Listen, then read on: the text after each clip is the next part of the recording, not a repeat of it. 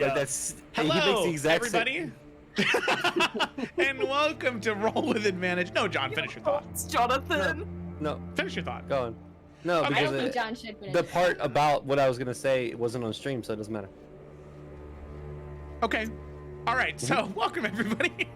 Welcome to tonight's session of the Salamander Coast. We have everybody here, which is awesome. Ryan will not be joining us as Varnest has departed. Why would he be here? Exactly. Let's roll the intro and get started.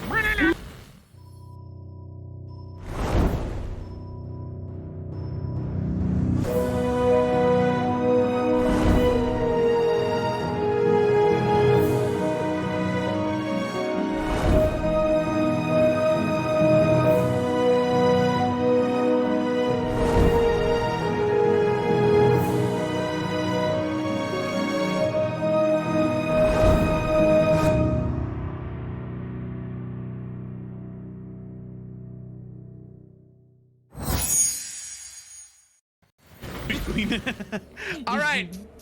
We're back. Thank you, Bulky Hex, for the offer. My people will be in contact with your people. So let's go ahead and dive into tonight's session. Oh my Bulky God. Hex, I think I'm what he means when he says people. And I gotta be honest, I don't know if you're gonna get a message. Okay. Oh man. We'll see what happens, you know. Man. Yeah, so players do the summary here. I don't. Summary is who? For 500 points. All right, Gemma. Good job. Well, Take it away with your 500 I points. get my points. Yeah, you get 500 What could I points. buy with that? There is a shop. Yeah. Who And needs Bitcoin with all these bits? Yeah, you get. We'll come up with something. You got 500 points. Remember that. Okay. All right.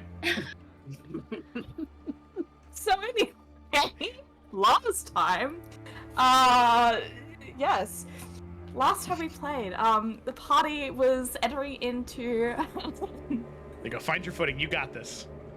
was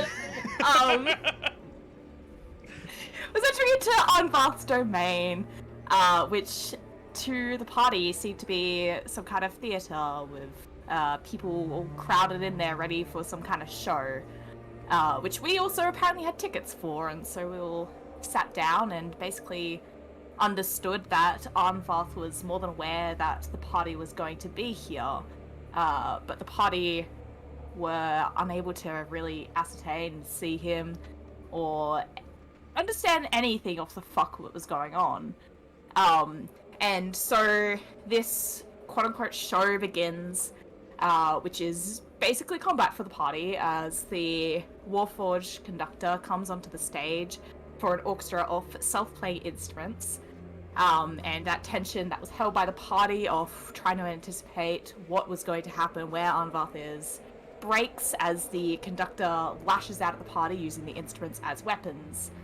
And just when it seems that the party's able to defeat this conductor, they all kind of fall and find themselves in the middle of an ocean, facing a large megalodon. And this pattern of fighting and defeating and then falling into something new is made clear, as the party is seemingly yet to even catch a glimpse of where Anvarth himself is. So next, after the megalodon, they find themselves in front of a Baylor in some kind of fiery hellscape. But whilst here, the legend Varnast is able to hear the hissing from Anvarth's damaged mast coming from the Baylor itself, kind of revealing that it's probably all just illusion, as we should have probably expected. And so into the next chamber, we find ourselves against a vampiric red dragon that Ajax is able to single-handedly take down. And then after this, the party are then confronted with the real Anvarth. All the previous fights, even though they were illusionary, have clearly taken a toll on his person. But the final fight was no easy final push, as the party gets themselves into some dire straits in the last phase. Bianca even in a force cage, with no one able to do absolutely anything to help that. And Anvarth proving himself still slippery and more than in control of the situation. At least it seems, as through one Hail Mary, Varnas, the legend, is able to call upon his deity, Estitia, for one last balefire against Anvarth, which is able to destroy him, and more importantly, sever the connection that he has with the Dark One, meaning that he is truly defeated. And so, with that victory, the party are able to return back to the city of Maester and farewell the Legend Varnast. And so we end the session with a slight bit of an epilogue as Varnast kind of just sitting by like a campfire invokes the Dark One's name, trying to like speak out to him to warn that, Arnvarth was only going to be the beginning of the end for him, that the rest of the Forsaken are also doomed to fall and he will always be outnumbered. He gets no verbal response to this, but the Dark One sends him then visions of destroyed cities and corpses, as there is that kind of understanding that there are still many horrors yet to come. Wonderful, wonderful. I also thought of a way for points to be used. That was a great summary, Gemma. Shit, yeah. And I'm gonna, John, you had made a comment in the chat about how you wanted a way to earn points. So I'm gonna hit you with some trivia before we get started. And if you can answer as a DM, if you can answer this trivia. When did I say this? Okay, yeah, go didn't ahead, you? anyways. Didn't you say you said? Just keep going. You said it's I fine. want coin bits. So that's what you're getting right now. You're getting an opportunity to get. I was talking to Bulky Hex, but that's okay. No, now you're talking to me. What school of magic does counterspell fall under? School of magic. Ooh. See, the thing is, I don't know a lot about the schools of magic to begin with. Ooh. He's a loser. I want to say. You want to say? Oh, what's the protection one? Abjuration. Abjuration is correct. Take 500 points. Congratulations, John. Boom! So, you want to know what you can use those points for, Gemma and John? You have 500 points each. You can spend 500 points to give one of your party members disadvantage. Look at that! Yeah! You can sabotage your friends so you can look cooler. Isn't that awesome? Who's sparring Ajax next? There you go. Congratulations. That's fun. I'm just happy I got that question right. Well, yeah, that would have been bad. Not bad. It really wouldn't have mattered. All right. So, thank you, Gemma, for your summary. That was wonderful. Very, very, very excited to continue with tonight's session. So, that is right where we are going to pick up within the city of Maester. So now by this point, all of you, I know that I had joked before we started, but all of you are allowed to hit the long rest button if you haven't done so yet.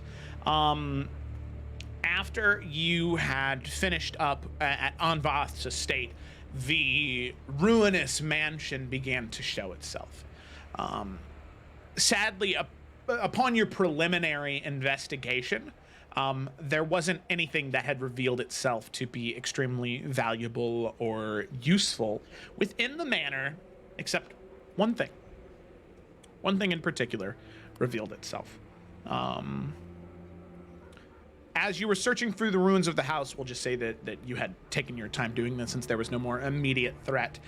You were able to find one small, dinged, battered and bruised, dusty oil lamp within the estate of Anvath and its ruinous estate. So somebody can add to their inventory one dusty, dinged up oil lamp if they would like. Well, if anybody wants to take it, that is. Bianca's takes our it if lamp no one else expert. does. Oh. Yeah, I'm just saying, Bianca's got a lot of lamps, so like I feel like she's the one who knows how to handle lamps, you know. The lamp She girl. is the lamp lord. Lamp But, lord. you know, but Suni has things. So Suni does, they're like, both We could replace the Fine, stones fine. that Suni holds on to with the lamp. Because the stones Ajax are could quiet. fasten the lamp to the end of his spear and use it like a little light. I think it's like You can hide it by like the end of his tail, you know? There you Just have go. it like hanging there. Is it like an In oil his lamp like beard. Aladdin? Like it doesn't light up, it's oil for a lamp. No. That's meant to light up. That's an oil lamp you can Yeah. use it for light. Is Oh, this a genie lamp, Joe? That's what I was wondering. Ajax rubs it. It does he? Yep. For real? You're in one of the For real Forsakens. life. No, he doesn't. And Never mind. Sorry. Yeah, maybe we shouldn't give Wait. it to Sunny, actually. All right, We it's can identify Bianca. this shit and deal with it later. Look, I was Bianca's- thinking- Bianca's look, a reasonable adult. I was thinking lamp as in, like, you know those things they put on your table at Cracker Barrel? You know, those lamps? That's what I was thinking. No, I think it's like a genie. I Like a don't little- think Gemma It's knows. oil lamp. but, yes, it is Bianca an oil has lamp like Aladdin. Okay, There you Bianca has it. Sunny, please leave the stones, and then let's go. Should I leave them all together or spaced out, or doesn't matter? I don't I know. don't know if it matters. Sunny That's just me. chucks them around. There you go. I will say, Sunny, as you finish the fight with Anvath, you are exhausted, looking through, rummaging through the remains of this area. You throw the blue one, clatters across some rubble. Throw the green one, same thing, maybe embeds itself in some snow. But then from the yellow one, you hear an utterance of words. As you're the one holding the stone, currently closest to it, a message exits out of it. A message that says,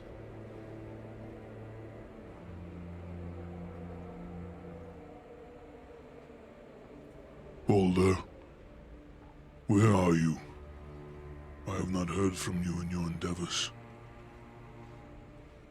What is going on?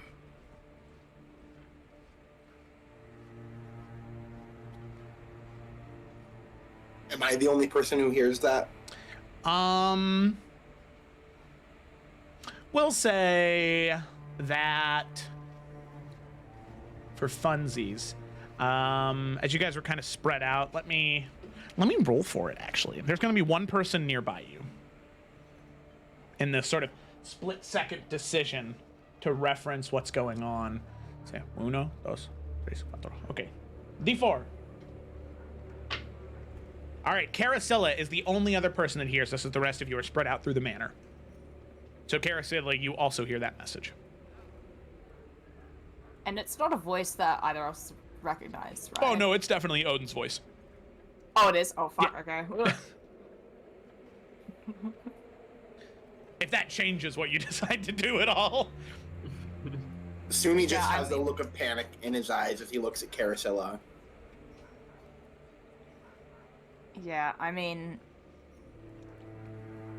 I would assume that it needs to be activated from, each respective way, but, she'll just kind of put a finger to her lips of just like, just don't say anything, don't be loud, don't do anything.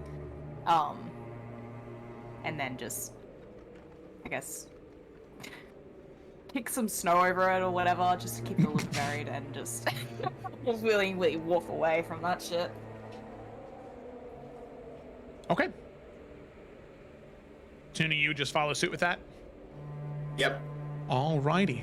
Sounds good. So, you find the oil lamp, you discard,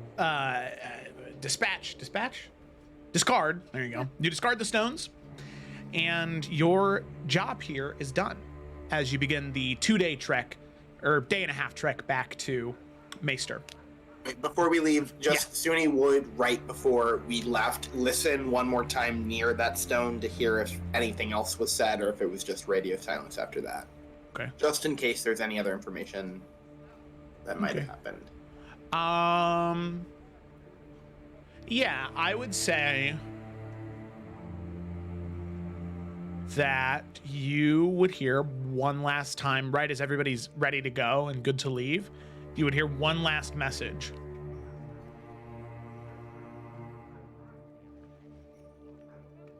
Boulder, if you do not respond to this within the hour,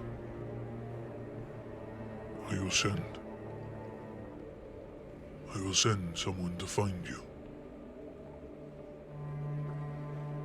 Respond. Okay. So he will go and tell everybody of that last message that he had heard, and that they should probably hightail it away from this item in case people come to track it. Then let's get out of there. I'm also just, I guess, before we do leave, is it because like everything's kind of like gone, but obviously we're like fighting here. Is there any like traceable evidence that we were here? Aside from some blood splatters, no. Does it seem like the snow is falling enough that that would be covered up and gone? Yeah. I can also just, if anything, wouldn't just be on snow. Like if it's on rubble or anything, just prestidigitate that shit clean. So yeah, you, Carasilla, go to any place that the party was that you can kind of recognize, prestidigitate any of the blood that you find, or anything like that, just to really cover up the fact that you were here at all, just in case. Question: Is this like a wooden shack almost? Like it's just like a rundown shack, or is it an actual manor? It is an actual like huge manor. You know, like 3 or 4 stories, about as wide as, you know, what we would understand today as a modern day mansion, probably, you know, 10 or 15,000 square feet. Sorry, Gemma. It's very large. So Is there any dry bits inside that look flammable?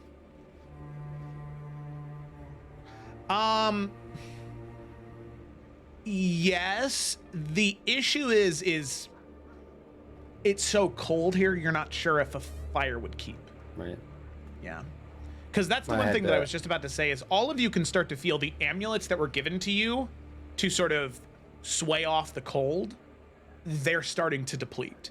And you can start to feel yourself get colder and colder and colder as the time goes on. You won't risk any frostbite or exhaustion getting back to Maester, but you can feel the effects of the amulet start to wear. I was gonna suggest we burn the house down so that even more evidence cannot be found. But if you were to take enough time with magical fire, that might do the trick. But it wouldn't is it burn worth for it? long. It's up to you. okay. I mean, okay, but he's gonna be coming here within an hour anyways.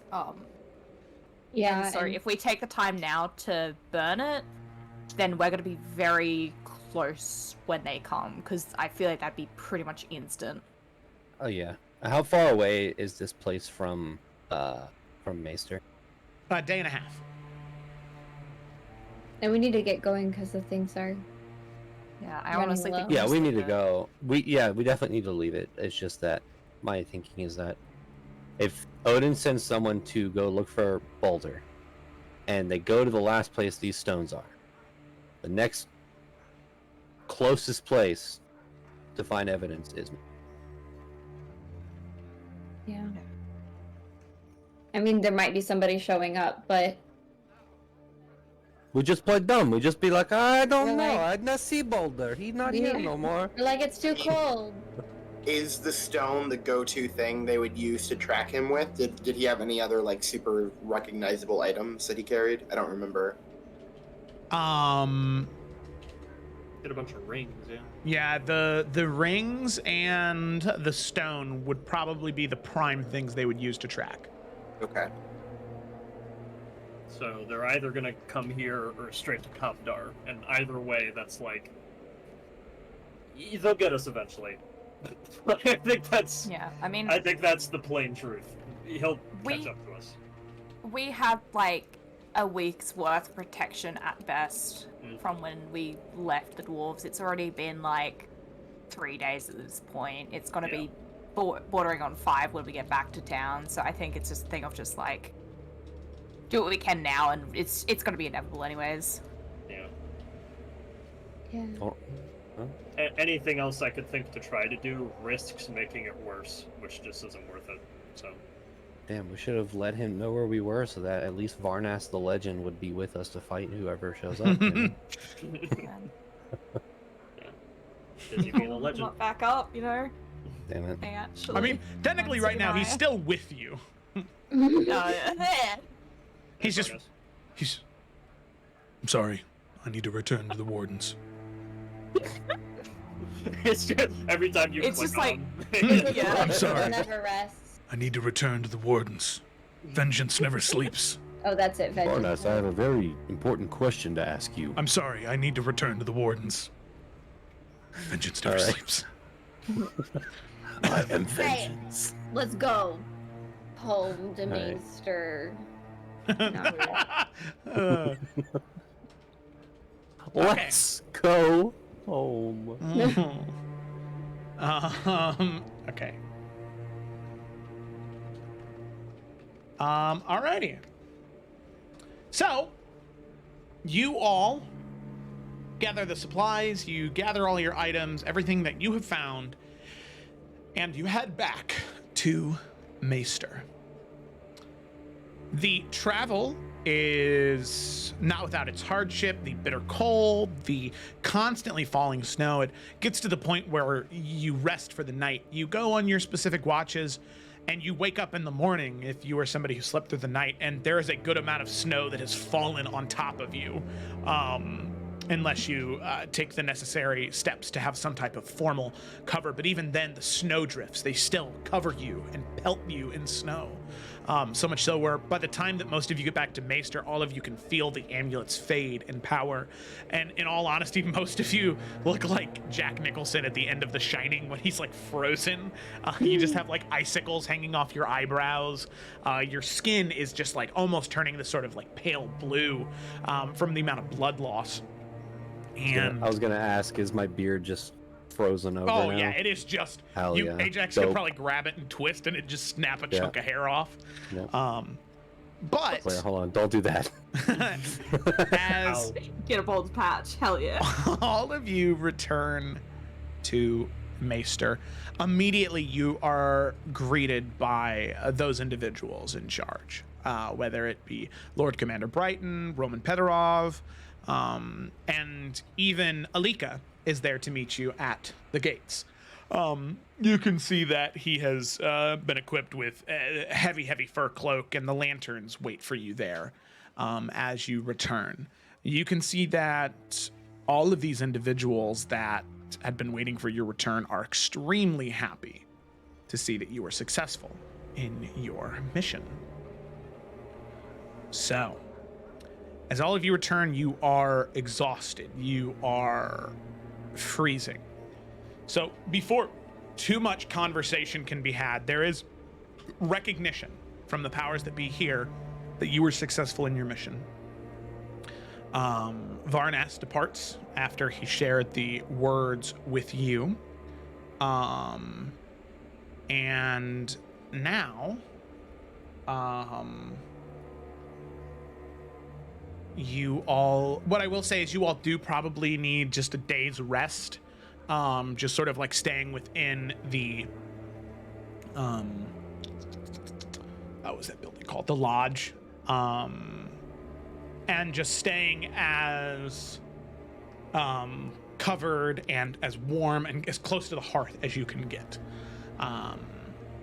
So we'll say that that day passes with a little conversation as all of you just try and regain your strength and save it for what you know is to come. Which then brings us to the...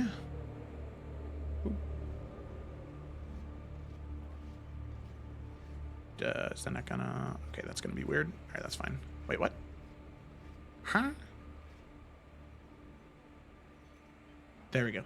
So that brings us to the 24th of Stormtide. Like I said, it's supposed to be the first few months of spring. Specifically, this would be March, and it is freezing. Temperatures probably on the surface at midday around -10 to 0 Fahrenheit before even a wind chill is taken into account. Exposing yourself to the elements probably will put you around -40 or -50. So it is still frigid. It is still miserable to be here, but a mission must be done. So, as all of you wake up on the 24th of Stormtide, you can see that you are greeted in the morning with a warm breakfast. Not a lot of food, but a warm one. A collection of hot porridge and either hot spiced wine or just warm tea to greet you in the morning. As all of you are eating breakfast, doing your sort of aimless chit-chat, you can see Lord Commander Brighton does come into the room as all of you are there.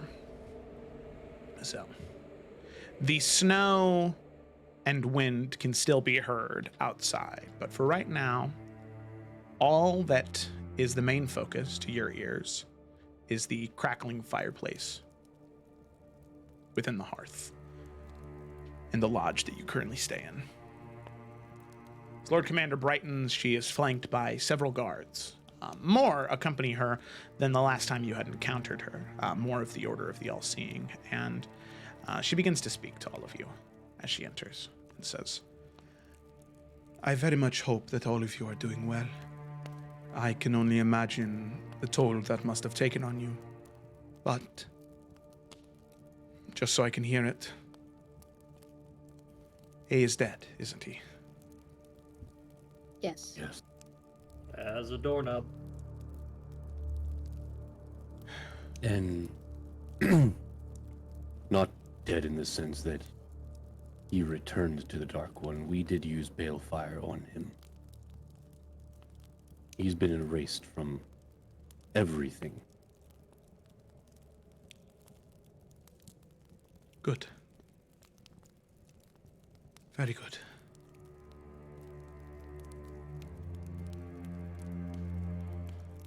Well, I'm very relieved to hear that. I'm glad you all were successful in your mission. And then now you can turn your attention, hopefully, to what plagues the city now. Yes, I I think with believe- that threat gone, this should be much better to prioritize. I know we weren't gone long, but are there any updates since we were last here? Yes, there was something that I thought was not, I did not think that it was enough of an issue last time, as they have happened before, but this one seems to be gaining more traction. There are whispers within the city, as I'm told by Captain Pedorov. There are whispers of rebellion. There are those individuals that they do not take so kindly to the militant way we've been running the city. Of course, trying to give all individuals, regardless of their funds in a prior life or of their stature or position of power in a prior life, giving all people a fair share. Some do not take kindly to that. It seems to be gaining more traction, and there are groups near the exterior of the city. I'm afraid that they may be high priority targets for this rebellion. I have tried before sending a show of strength of the Order of the All-Seeing to march through those districts, but it seems to not help much. I know some of those people, they need something more than a show of strength. And on top of that, I think that it would be good for more investigation to be done about this rebellion and what they want specifically.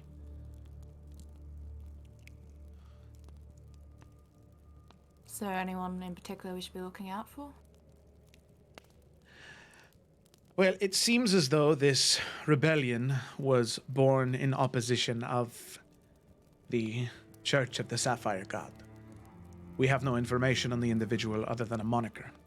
They choose to go by the Phoenix. They claim to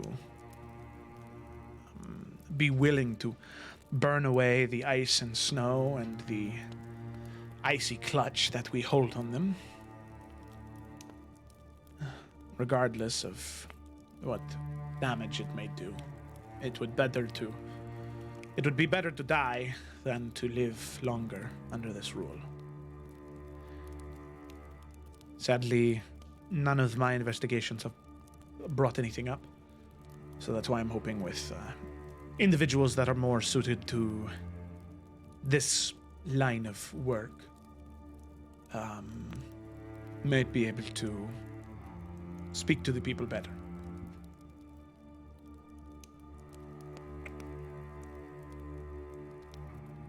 Yeah, that definitely needs to be solved sooner than later.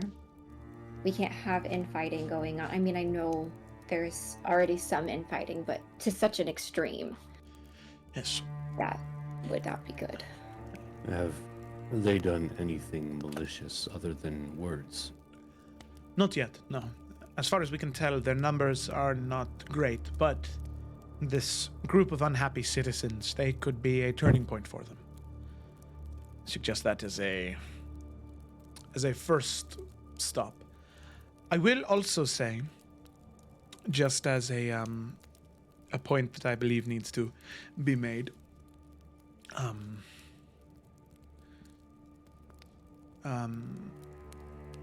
Bianca, there was an individual that wanted to speak with you. I'm not sure if you had heard of him. Lord Husak, Arthur? And Joe, this is the one, I was trying to look through my notes to remind me, but this is the one that was from Bella Clara, right? Yeah. Or correct. Belka? Yeah. Mhm. Okay. Yeah, we don't know each other personally, but I'm familiar with his family. I actually would like to speak with him as well. Knowing that you're within the city now, he did want to speak with you.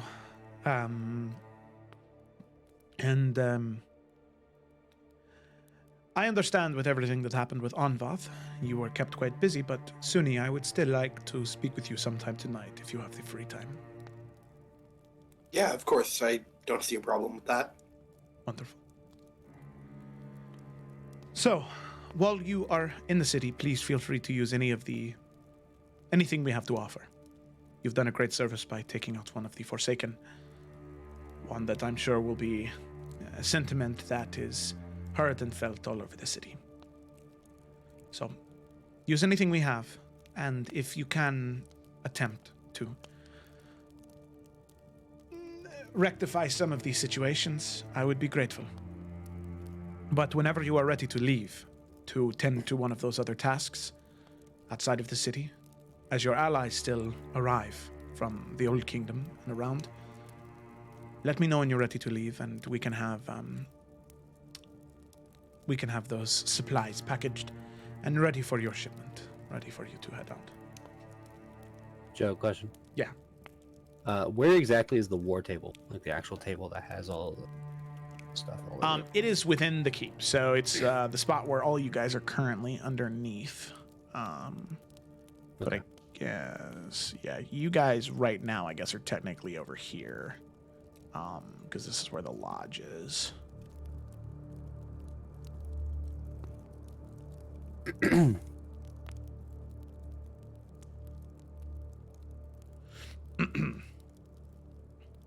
Oh, sorry. We appreciate your hospitality, everything you've done for us. We will look into this. And it seems that we also have some tasks that we need to finish ourselves. Very good. If anything should happen, whether it be in the city or information I get from outside these walls, you will be the first people I will share it with. I don't know how recently you have been able to keep up with world events, but should anything come across my table, I will let you know. Thank you. That's greatly appreciated. Yes.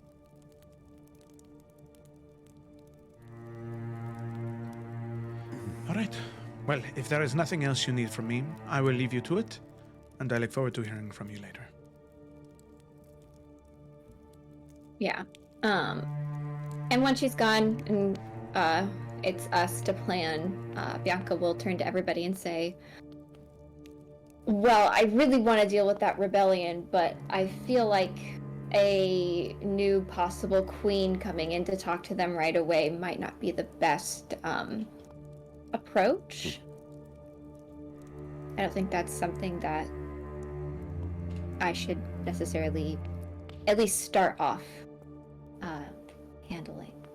I was actually thinking in general, all of us here are new to Maester. We're not townsfolk, we're not from here. Why would these individuals creating this rebellion want to even listen to us in the first place?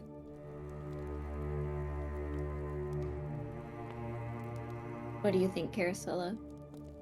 You know people the best of all of us. I think it all really just depends. I think it's not unusual, the idea of rebellions wanting outside sources or influence. It's obvious enough that a rebellious group will be the one with the less amount of numbers. So new people come into the city, people that don't have ties to anything else. Perhaps try and reach to us first in hopes that we'd assist them before we get tied to anything else. That's a good point.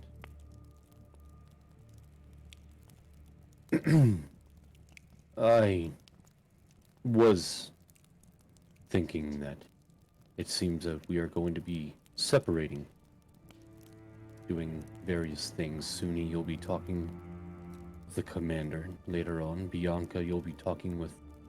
What was his name again? Just call him Arthur. That's his first name. I do want to have a look at the war table and plan a little more.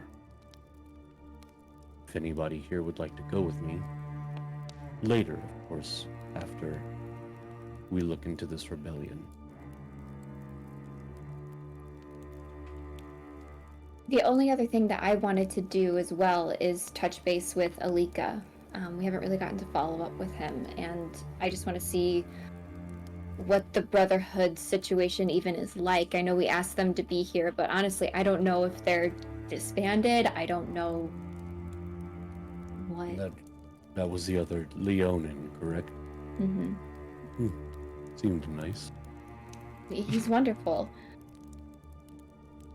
Unless someone thinks it's a good idea for me to go talk to the people in the rebellion, I would be fine going to talk with Alika and Arthur today, and anyone can join me. Again, I just don't know, mentally thinking about it, if I were part of a rebellion and immediately a new queen or a possible queen approached me, I feel like I would be a little off-put. I would need to be warmed up to it first. Well, But maybe I'm thinking about this the wrong way. well, we have time to think about that because we don't even know who's part of the rebellion yet. We have to find those people by talking That's to true. other people. Yeah, just to clarify, she didn't ask you to do anything about the rebellion right now. It's Okay. that there is a group of individuals that are unhappy on the outskirts of the, not the outskirts, but on the edges of the city of Maester. And So since she they're wants us to unhappy, look into it. yeah, they're prime targets for the rebellion to recruit them. Okay, but we're I still mean, what I trying to heard pick is people to find look into people, it, right? Yeah. find people and fuck them up so they don't start a, uprising. That is not what I heard. I heard sniff out who may be in the rebellion and break their change legs. their mind. I mean, that is an added objective that could be done, but her main concern was this large group of people that could be recruited. That are just So we just unhappy. gotta go to that. Yeah, okay. So we gotta go to them and say, hey, don't Be like, join "Don't the do that." rebellion. Okay. I Be You part of could the also Empire. look for the Okay, rebellion. but like, yeah, I was gonna say counter argument though. Like, the rebellion is against all this ice shit. Like, that sounds useful. And if we find them and break their legs, they'll stop the rebellion. I see Ajax It is seems using like a great Ajax is idea. using mob tactics. that does change that. Yeah, Bianca would come for all that then. Like, she would- Listen, yeah. in character or out of character, I don't know. Imagine Cecily saying something like this. Let's get info first and then talk about Yeah. it. What if these people are better? What if they're worse? We don't even know the church. How many we know times can you nothing. cast Fireball? About 14. All right. Yeah. Cool. All right. So basically, talk, ask around, get more information, decide later. Fireball. Okay. Well, I want to talk to Alika and Arthur today. At least that. So. And everybody can come with me or not. Ajax will come with you. Be down to go see the Brotherhood too. I mean, do we want it to stay as a squad? I think we could all see the Brotherhood at least, and then maybe Squad. Nah, I feel like we break up into groups almost every session. We shouldn't break that tradition. I think we should definitely. I was just saying that's what I was doing. I didn't know if anyone else had. No, any we should other... we should probably stick together. Cool. Yeah, I want to see Alika too. Sweet. I don't want to just know that it happened. Okay. All right. Let's Alrighty. go meet the Brotherhood. Okay, yeah, that is definitely the closest place. Keothi is going to stay behind as she is going to tend to some of the sick and wounded within the lodge. Oh God. Mimir. Jesus Christ. Oh my With God, legs. He's got legs. He's got a No whole shit, body. forgot about that guy. Oh my I God. mean, He's look, not with us. Let me ask And you a question: Is ankles. Mimir back to like he's actually alive, or is he still undead with just now a body? He's undead with a body. Okay, so like Okay. Ajax, if you guys want to just make this easier, Ajax could just chop his head off again. No. John, what is happening to you today? I'm just tired. That's all. I'm in a weird mood. I'm sorry. That's guys. fair. Wow. We gotta wait No. for the energy drink to kick in. Okay. That's Mhm. funny. I don't want to hurt people. I when I'm mean- sleepy, but speak for yourself. Is his soul gone, or can Bianca like commune and try and find his soul and make him alive? That's something you could try if you wanted to, but there's no way to know without trying. Okay. I don't know if she would try that right now or like wait. I don't know. I guess we could try now. Just set it up in the lodge right now, trying to do a whole little Raven Queen commune. Little seance. Yeah, I don't know. That might scare people. Mhm. It's also like, if that's not Mimir's soul that's in his body now, then what the absolute fuck is more Mimir than that? I don't know. Okay, sure. Should we wait? Okay, team vote. Wait on that or do it now. Nah, I'm really curious. Gotta know now. Okay. All right. There's Well, one. a cute little more. Oh, okay. Sorry, I was making Gemma the final say. I knew it, right? Yeah. This Does is everyone so else- convincing. Does everyone else feel? Let's do it. Yeah. Okay. All Let's right. let's see what happens. It's true. All right. She will close the curtain separating them so she doesn't freak out the dying guests. And she will light all the candles blue with the blue flame, and because she doesn't really, I guess she can take out the sword and like make a cute little setup. You know, trying to be cleric-like, I guess. She doesn't have a lot of practice with this, and then she will try and close her eyes and breathe with the flame and see if through all the spirits that have been surrounding her and everything, she's able to like commune and connect with the Raven Queen and be like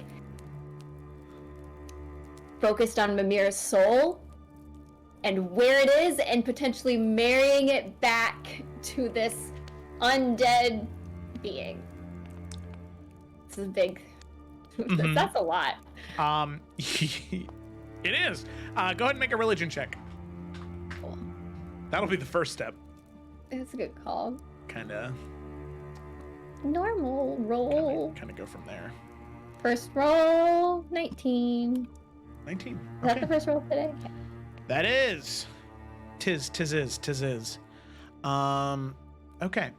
So with a 19, as you channel your magic out into the ether, searching for some answer in regards to this question, you have an affinity for souls and the magic that is connected to them.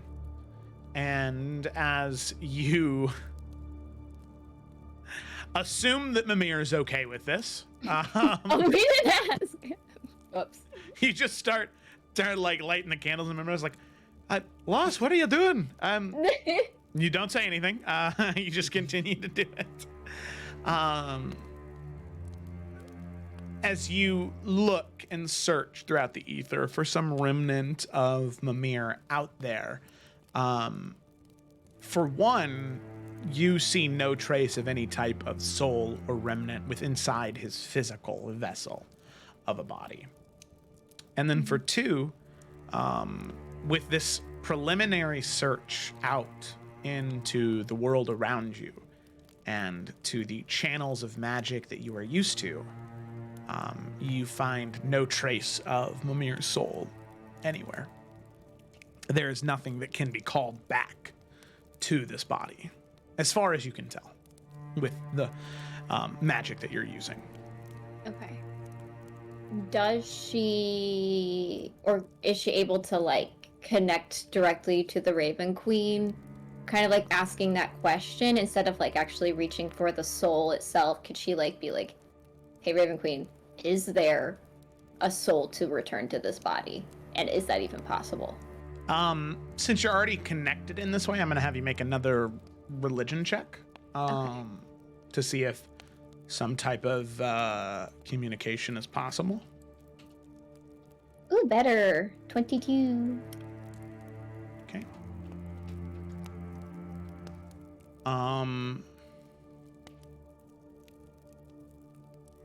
Okay.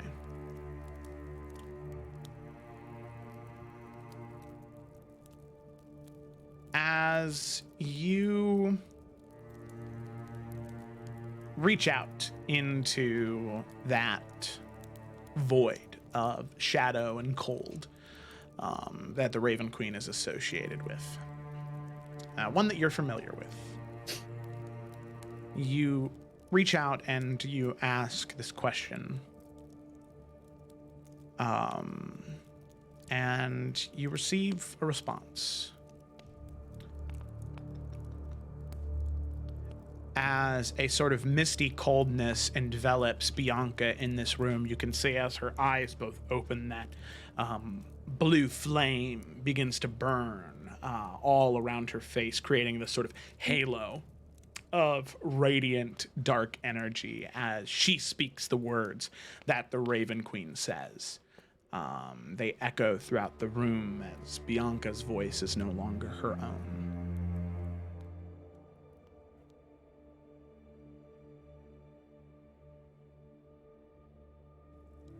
The cycle of death and life has been corrupted.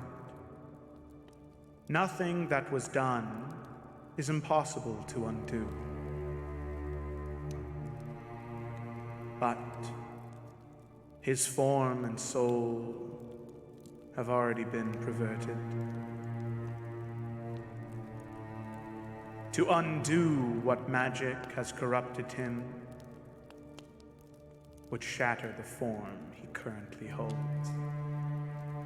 Death and rest is all that awaits your friend outside of this shell of a life he currently lives. As the magic breaks, the halo shatters, the flames in the room all extinguish all at once. As Bianca, you drop to the ground, having that magic take hold of you. Something was very different about that. Before, when the gods have spoken to you, specifically the Raven Queen, it is so much kinder, so much more pleasant. It is a conversation between two people. In this moment, Bianca, you are extremely clear that something is changing. You're not sure what in that moment, but something's happening. But all of you hear that message. You all realize in that moment the truth of what the Raven Queen may have been saying. But you all see Bianca fall to the ground. She catches her breath. And Bianca, you were fully conscious of what you were saying also. You just had no control.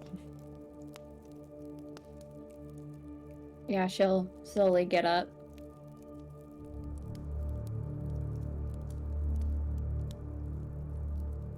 You alright there, Bianca? Yeah, that just never interacted with her like that. And then she'll like look to Mimir. I'm sorry. Aye, lass, it's all right. If I'm being honest, I thought as much, but I didn't want to think about it too hard. I know there's not much left out there for me in this world, especially if life were to be returned to me.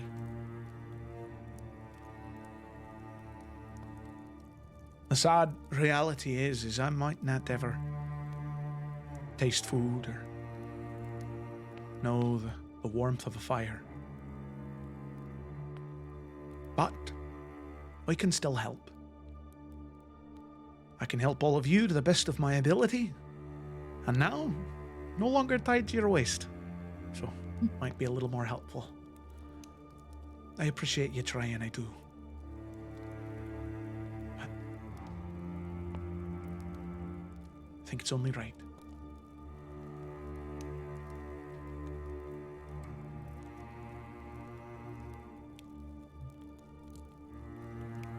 Yeah, and I think after that, she will just kind of... Because, like, he can't feel warmth and everything, so I think she'll just, like, put a hand on his shoulder and nod, but then she exits the lodge, moving on to the next thing. Okay. Cecily's gonna stay a moment. She'll approach Mimir. You used to enjoy going through Odin's library, right? Aye, I did. Well, now that you have hands again, and she'll glance over towards Suni and Ajax. You guys found a pretty big fucking library down there, didn't you? Yes, we did. The Arbiter of the All-Seeing. It's very A lot A lot interesting. of books. Not trying to put you to work or anything, but if you want to stay out of trouble, I mean, you've seen what we get into. I don't know if I'd want to do that right off the bat. Shuni, could you do me a favor, lad? Always. When you have your meeting with Lord Commander, High Exarch, all the titles that she bears, would you mind asking if she'd allow that? Considering I was one of the individuals that helped destroy Onvath Moonfall, after all. You sure were. Couldn't have done it without you. I will see what I can do. You know, I don't see why that would be a problem, but now that we are buddies with the Order... All right. Make sure to just bring it up, like, later in the conversation, Suni. I don't think you have any sway. No, yet. the first words that are going to leave my mouth are going to be, Mimir wants to read your books. And how selfless it'll make you seem as well. I don't think Yep. that's a bad idea. Honestly, it's your call. I think it's a strong argument, though. Just being honest. I'll stay here and I'll help Keothi from what I can. There is a bit of knowledge that I have in terms of identifying magical diseases or even basic medicine. So I might be able to figure something out. Does that sound all right, Keelthy? Sure. I'm just happy that I don't have to carry you around. Well, let's not get too far ahead of ourselves. I think I could tuck you into it as Mimir kind of wraps an arm around her, not her shoulder, but I guess kind of around her waist as the two of them start to walk deeper into the lodge to help people. I know that you've been around him while he's just been ahead, much longer than I have. But it is also very weird to see him having a body. Yeah. The Weirdest plop part plop. is- Because he's a satyr. The weirdest part is when we first met him, he had a body. And I don't know if my brain is just doing this to me, but I swear it looks slightly different. Oh, I thought it was just me. He's just gonna be peering at like his gait, just like. Yeah, there's something just so slightly different about it. I can't quite put my finger on it, but Maybe it's because he's remembering to walk again. Maybe. All Just right, as- where are we headed? Just a refresh, so that way we all understand what Mimir looks like. Because I don't. Yeah. This is what he looks like? Yeah, oh man. my god, look at Isn't that he cutie? St. Nicholas looking motherfucker. Yeah, man.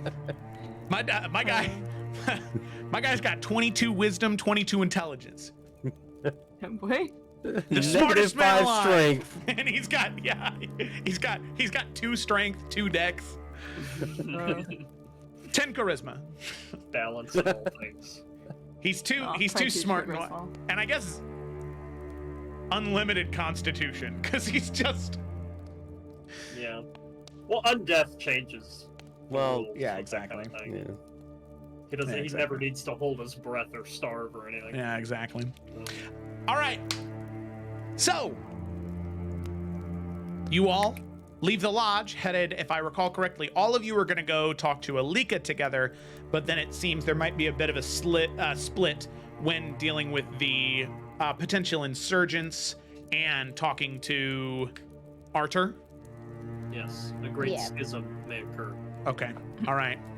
So, what we're going to go ahead and do is I'm going to move all of you to the Brothers Inn. And at that point, we're actually going to take a break right there. Just because I need to get some more water. It's a good break. So, thanks for watching so far. We'll be back in just a little bit.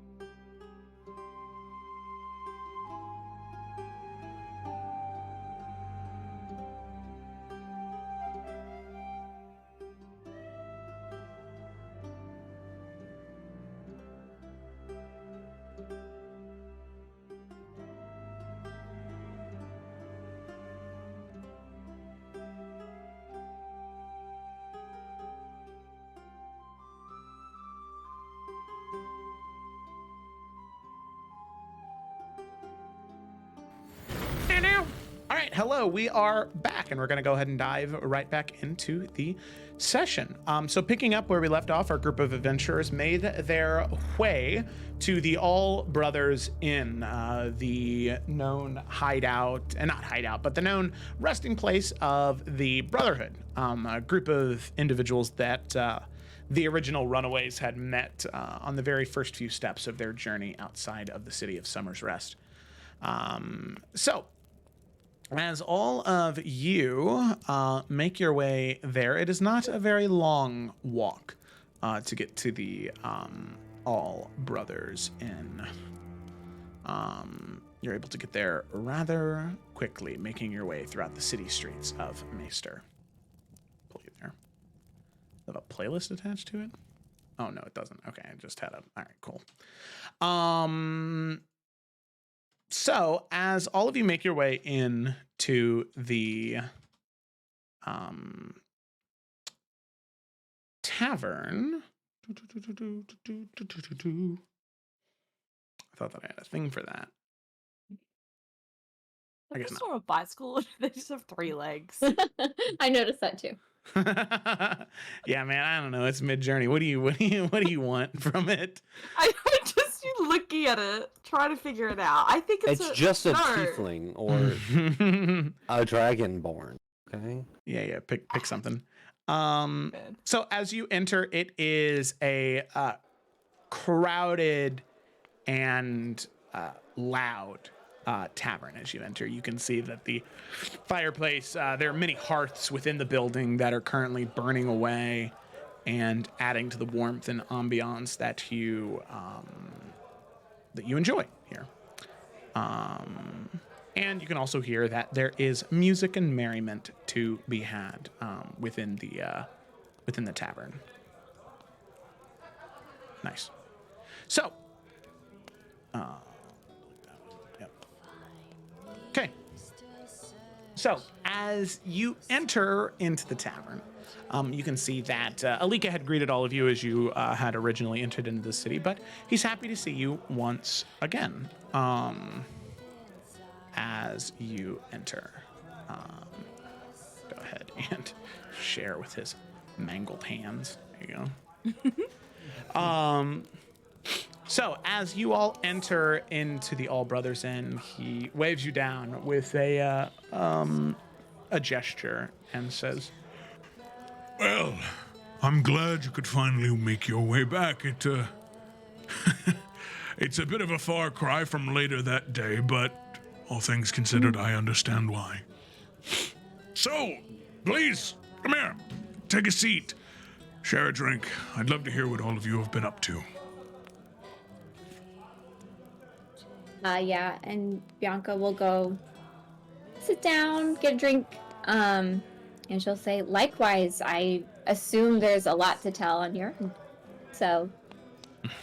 What's the warmest, steamiest drink here? Do they have mead? Yeah, they do. Yeah, they have warmed spiced wine. They have like frothy butter beer. Playing Hogwarts Legacy, so they have a lot of things. Almost everything that they sell here is warm or hot, whether it be hot stew, hot drinks. They don't serve cold or chilled beverages. Well, I got a fridge right out there, man. I imagine Cecily is like still has a blanket from the lodge. Has just been wearing it ever since we got back, and she's just gonna be like this the whole interaction. Okay. All right. I also do not believe we have met before, Alika. My name is Ajax. Nice to meet you. Well, Ajax, very nice to meet you as well. And with his one good hand, he does shake yours and say, It's nice to see that they found another Leonin to keep their company. I know that they are well, at least the ones that I know here, they are a rather, I don't want to say troublesome, but they know how to find their way into trouble. So it's good to know that they've hopefully got someone to keep them on the straight and narrow. I'm trying.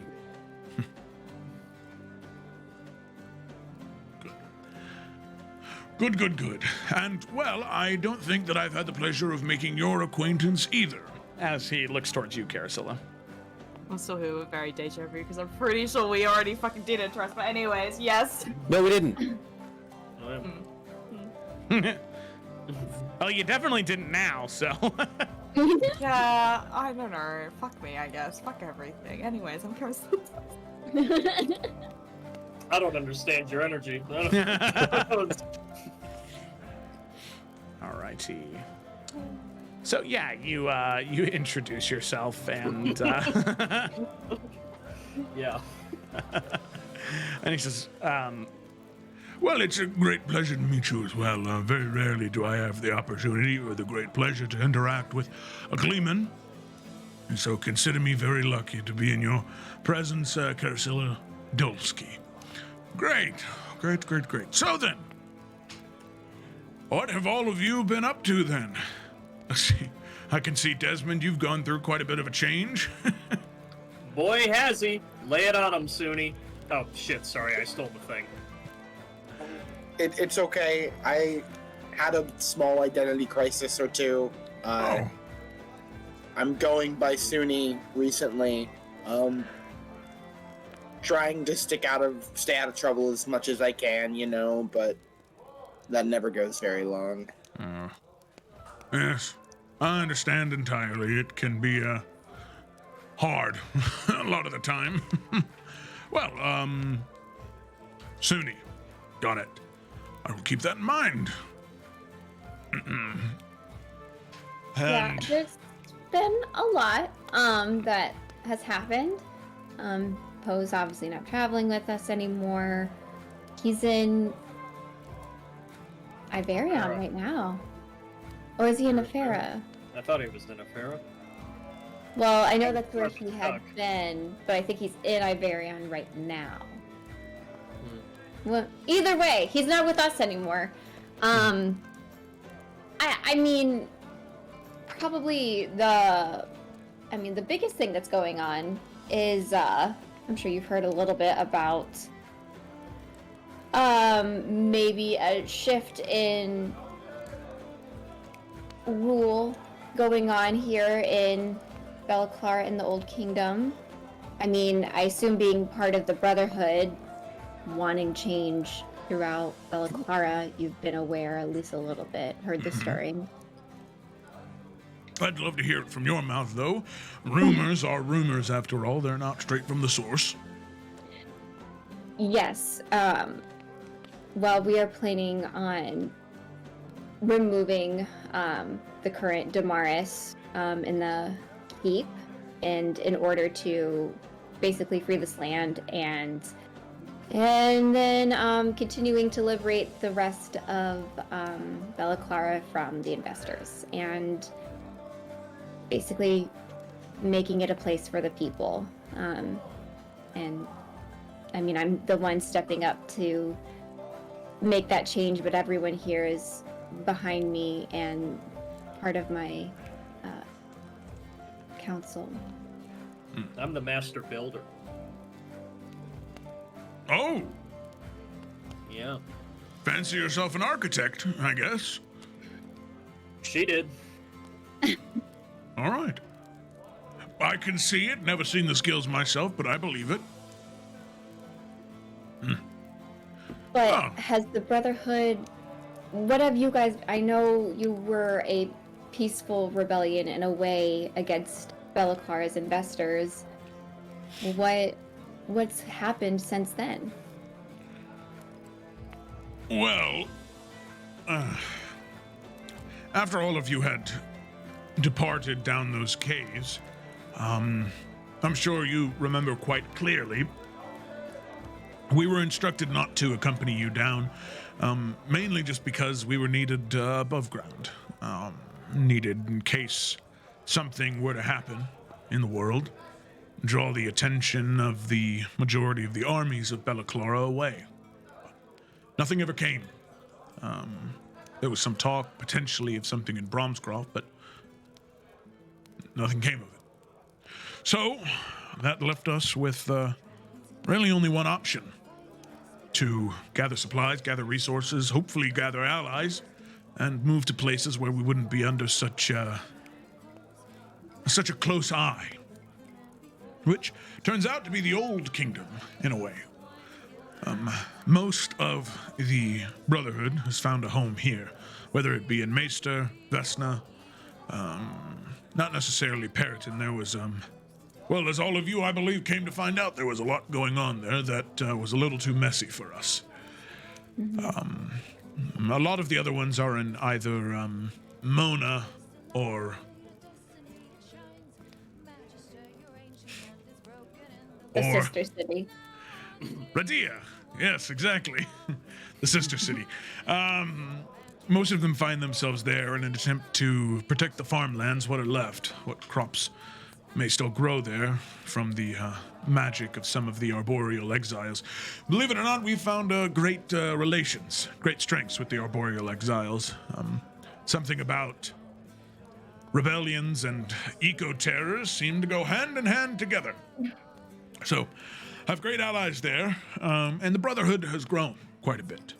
But I have a feeling we might end up turning our eye away from Belka and a rebellion within the rest of the continent for something that may be going on here. In fact, I believe that you might not just be here to catch up for old time's sake. There's probably something more that you're wanting to ask me, isn't there? Yes, unfortunately, this isn't just a cordial, how are you doing? And glad you're doing well. As you can tell here in Maester, this force is very strong, and it's coming in fast and growing every day, every hour, every second. We need people. We need competent people. And I know the Brotherhood was more of a peaceful rebellion, but this isn't infighting. This is creatures and beings and honestly an evil entity that's trying to take out humanity. She's probably only a smaller piece of a bigger problem, but she's still part of the problem.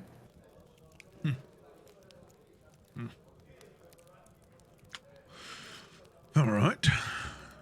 Well, of course, this is something that I'll have to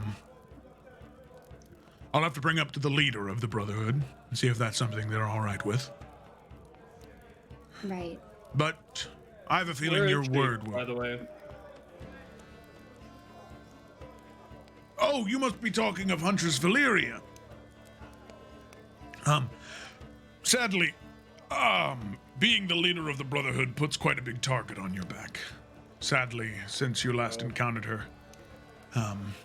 the investors of Bella Clara, they had a victory there. Sadly, she was assassinated. However, I have a feeling that the current leader of the Brotherhood may be quite empathetic to your plight, understand it, having fought by your side, and may or may not be more willing to listen than others. So, I think I can safely say that the Brotherhood will support you in this. I might not be a fighter anymore, but the people in the Brotherhood still trust my judgment. And as the leader of the Brotherhood, I think that you can count on our support for whatever you need it for. Holy shit, dude. Congrats. That took me too long to put together. It's all right. Your strength is building, not wit. Even that's... I mean... But anyway... as long Master as I'm- planning buildings. I like to think of as master of the homeless. But, you know, the point is... I mean, as long as we're talking leader to the leader, there is the violent part of things to get done, but there's a lot of peaceful work to do, too. Stuff that I've been feeling guilty about ever since we got here, because we can't be everywhere. You said you're already in the Twin Cities down south? I've only heard about them, but it seems like a place that we're not going to have too much time to liberate. At least not personally. Yes, I understand what you mean about that. It is, it's quite a valuable resource, those two cities, Mona in particular. I assume then that there's an issue there you'd like my assistance with? Well, I'll be honest. I forget where some of the flags were, but Ajax might know. We had this big war table thing. That is one of them. Yeah, it should have been Gorgons, right? Like they're having did. problems with them. Yeah. Yeah. People Yeah, I are don't- going missing, turning to stone. I don't know how specifically it would apply to your skills. Maybe the Brotherhood could go somewhere else, but I think we're on the clock, and I don't think we're going to get to every individual flag ourselves. Not everything Commander Brighton wants us to. Of course. So, you said there's an issue with the Gorgons. That's the mountain clans to the south, right? Supposedly within Mona. Very well. I can have a group investigate, and should anything be found of promise, I can be sure to make sure that the proper forces are sent to deal with it.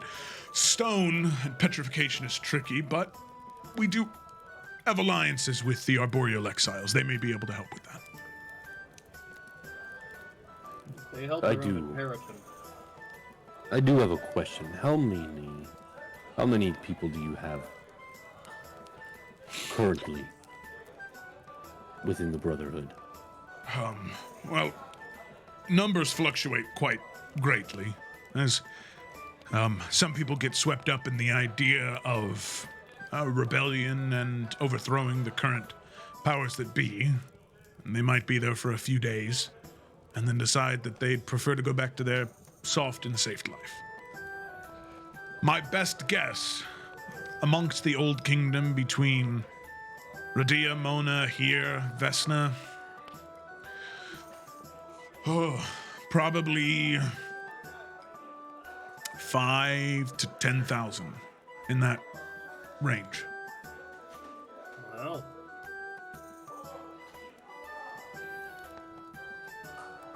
How many are willing to mobilize to other areas to help with cause? That is a very intelligent and very good question. It could be anywhere between 500 to 10,000. I've never really, and Antris, Valeria, neither one of us have ever necessarily called the banner, so to speak. It's an idea, and it's a potent one. And with the idea that there's true power behind it, more may show up than even 10,000. It just... The word needs to be spread, and we need to see how far the fire will spread. As you know, there is a large... Yeah. Oop. Sorry, 1 second. I'll be right back. I'm gonna put us on a break screen though.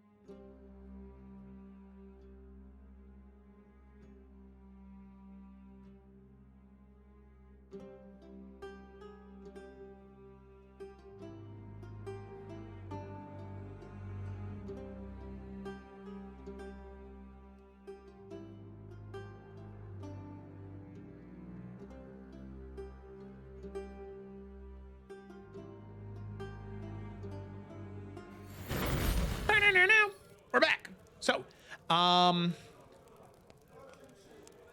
we will dive right back in. You were having a conversation with Alika Pride song. I think Ajax was saying something to Yeah. Alika. Ajax, you were speaking a hard truth. You were telling your Yeah. story, or I don't know. You were doing Yeah. something. What does it exactly mean when you say call the banner? Well, it's our way of saying that, the rebellion starts now. I guess we use it from a different time, something that may be more true for the people of Iverion or Tarkir. Each main house has several different bannermen underneath them, and when that main house says that it's time to go to war, they call the banners. Right, all of those that serve them, they call them to go to war. That's generally what we mean. If we call the banners, then those people that have sworn allegiance to the Brotherhood in one way, shape, or form, they know that it's time to fight. It's time to hopefully make a difference, a real difference. From what I understand, the Brotherhood is relatively peaceful. They are willing to fight, however. Well, last we had encountered, yes, most of the individuals within the Brotherhood just wanted change. They were tired of being abused and battered by the system, and they wanted something to change. Really, in its initial form, the Brotherhood was more of an ideology. It was a political movement. Workers, equal rights, not having jail time tied exactly to a prison sentence. Of course, that puts a disproportionate amount of power and freedom within the pockets of the wealthy. That's what it started initially. The only reason people joined to fight was because those that tried to protest or tried to make their voice heard, they would be attacked. They would be targeted. So people like myself or any of the members of the Brotherhood that they had met before, they joined to protect the people that didn't have the strength to defend themselves. But then, a month and a half, 2 months ago, the leader of the Brotherhood was assassinated. Killed in cold blood because she was a nuisance. No action to overthrow or to kill anyone had been set into place. Only action to defend ourselves. You would not believe what type of fire is lit under someone's ass when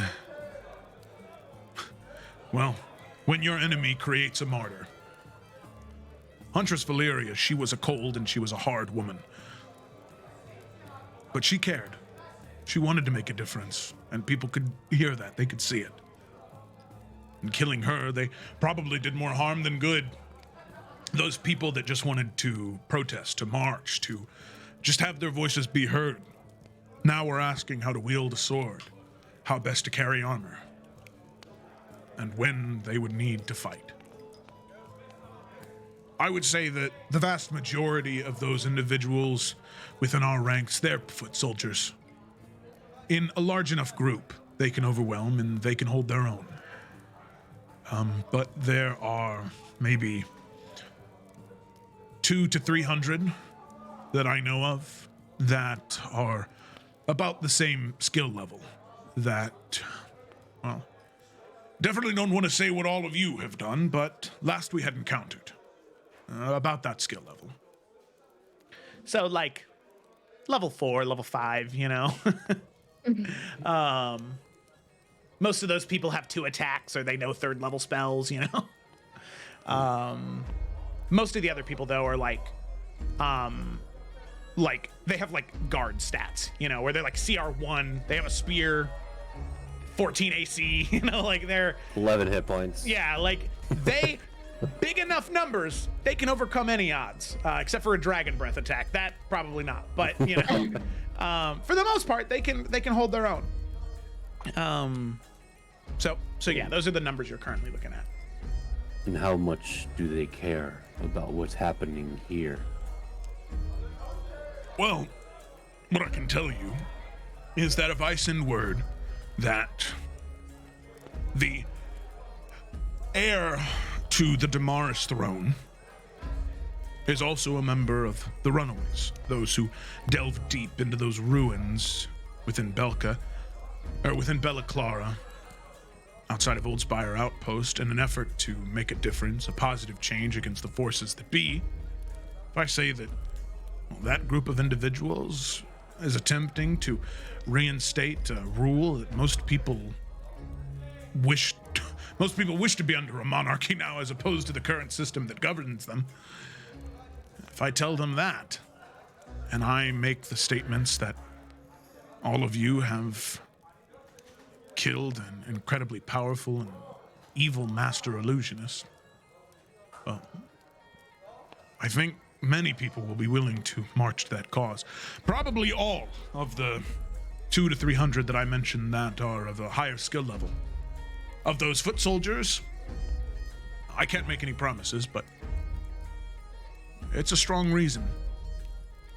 And you said that they would be from Mona, Dia, and Vesna. Correct. There's also a small number of them within Giant's Bridge just to stay away from the cold, but they could be called here. Well,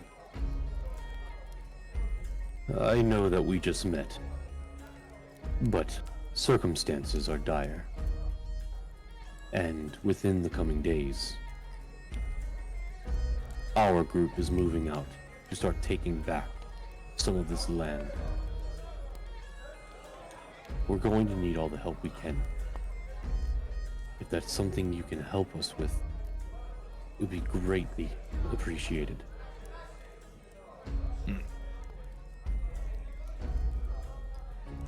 Well, as I said before, I don't need any promises. I've seen the good that you all can achieve, and I believe in the conviction and tenacity that all of you carry with you. You have the support of the Brotherhood. As much as I can muster, you will have. I will send out ravens, I'll call the banners as soon as you give me the word. Yes, we will be planning within the next day. Once that is done, we will come back and let you know. Very good. I will wait with great anticipation for your return. Actually, Ajax kind of looks to the party, looks to Bianca.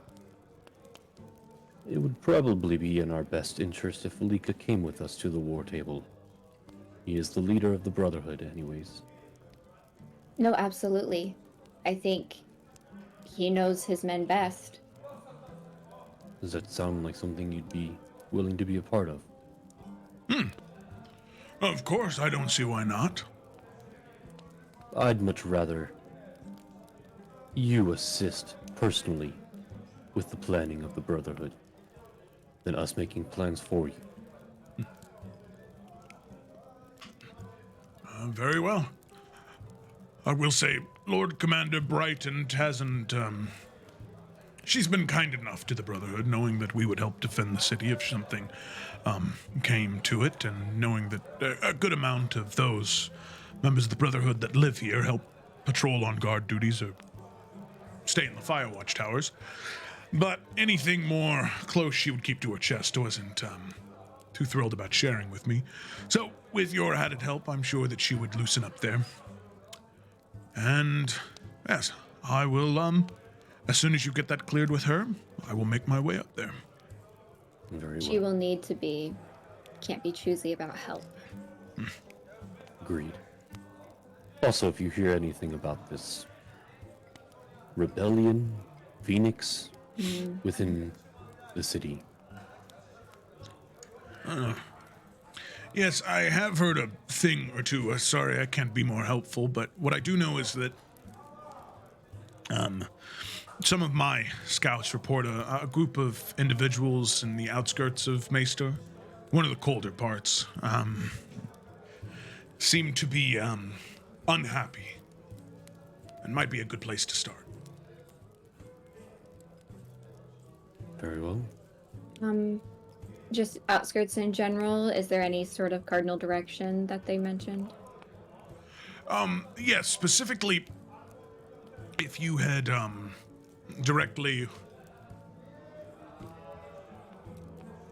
Oh man, I'm realizing that I forgot the cardinal direction on this thing was kind of weird. I even see it on here. But yeah, I remember it's like flipped around or Yeah, something. this is the west gate. This is the east. So north. So this direction is north. It's the east. Yes. Yeah, Oh. north, east, south. So it would be to the southeast in this jurisdiction of the city right here. I will Okay. make a blue circle because it's cold. It's a cold rebellion. Chilly. Well, these people are cold. That's fair. There you go. That's where the cold people are. Okay. Cold Phoenix rebellion. So, he'll say that, and So it might be a good idea to investigate there, see what you can find. I will say, you all, specifically you, Bianca, a great deal has been talked about you already. Considering what you've done in Periton, that's all well and good, but considering your arrival and the immediate way you spoke with Lord Commander Bright, not that you would know any different, but I don't know if it would be best for you to go and speak with those individuals. If they're unhappy with Lord Commander Brighton and you've already, showed your allegiance in that way, they might not be very keen to speak with you. Yeah, that's a thought I already had, and kind of put out the idea of a more gentle approach. Obviously, as somebody who grew up in a place that wanted change, if the people in power tried just to come talk to me and try and smooth things over, I would not have been, and I never was actually, very receptive. So I'm trying to see it from their eyes as best I can. So thank you for letting me know. I was kind of already thinking that, though. Good. Good to know. Well, if there's nothing else you require from me, I'll start drafting letters. A lot of messages to send, so I'll make sure that I'll have most of it done in advance for whenever you send out the word. Thank you. This is so appreciated. Yes, we appreciate everything you're doing. he smiles and nods.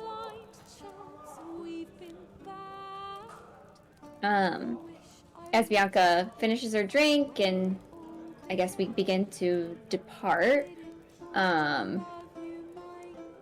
who, I guess I could ask this as Bianca, not as Felicity, but like, who's like feeling who's feeling called where?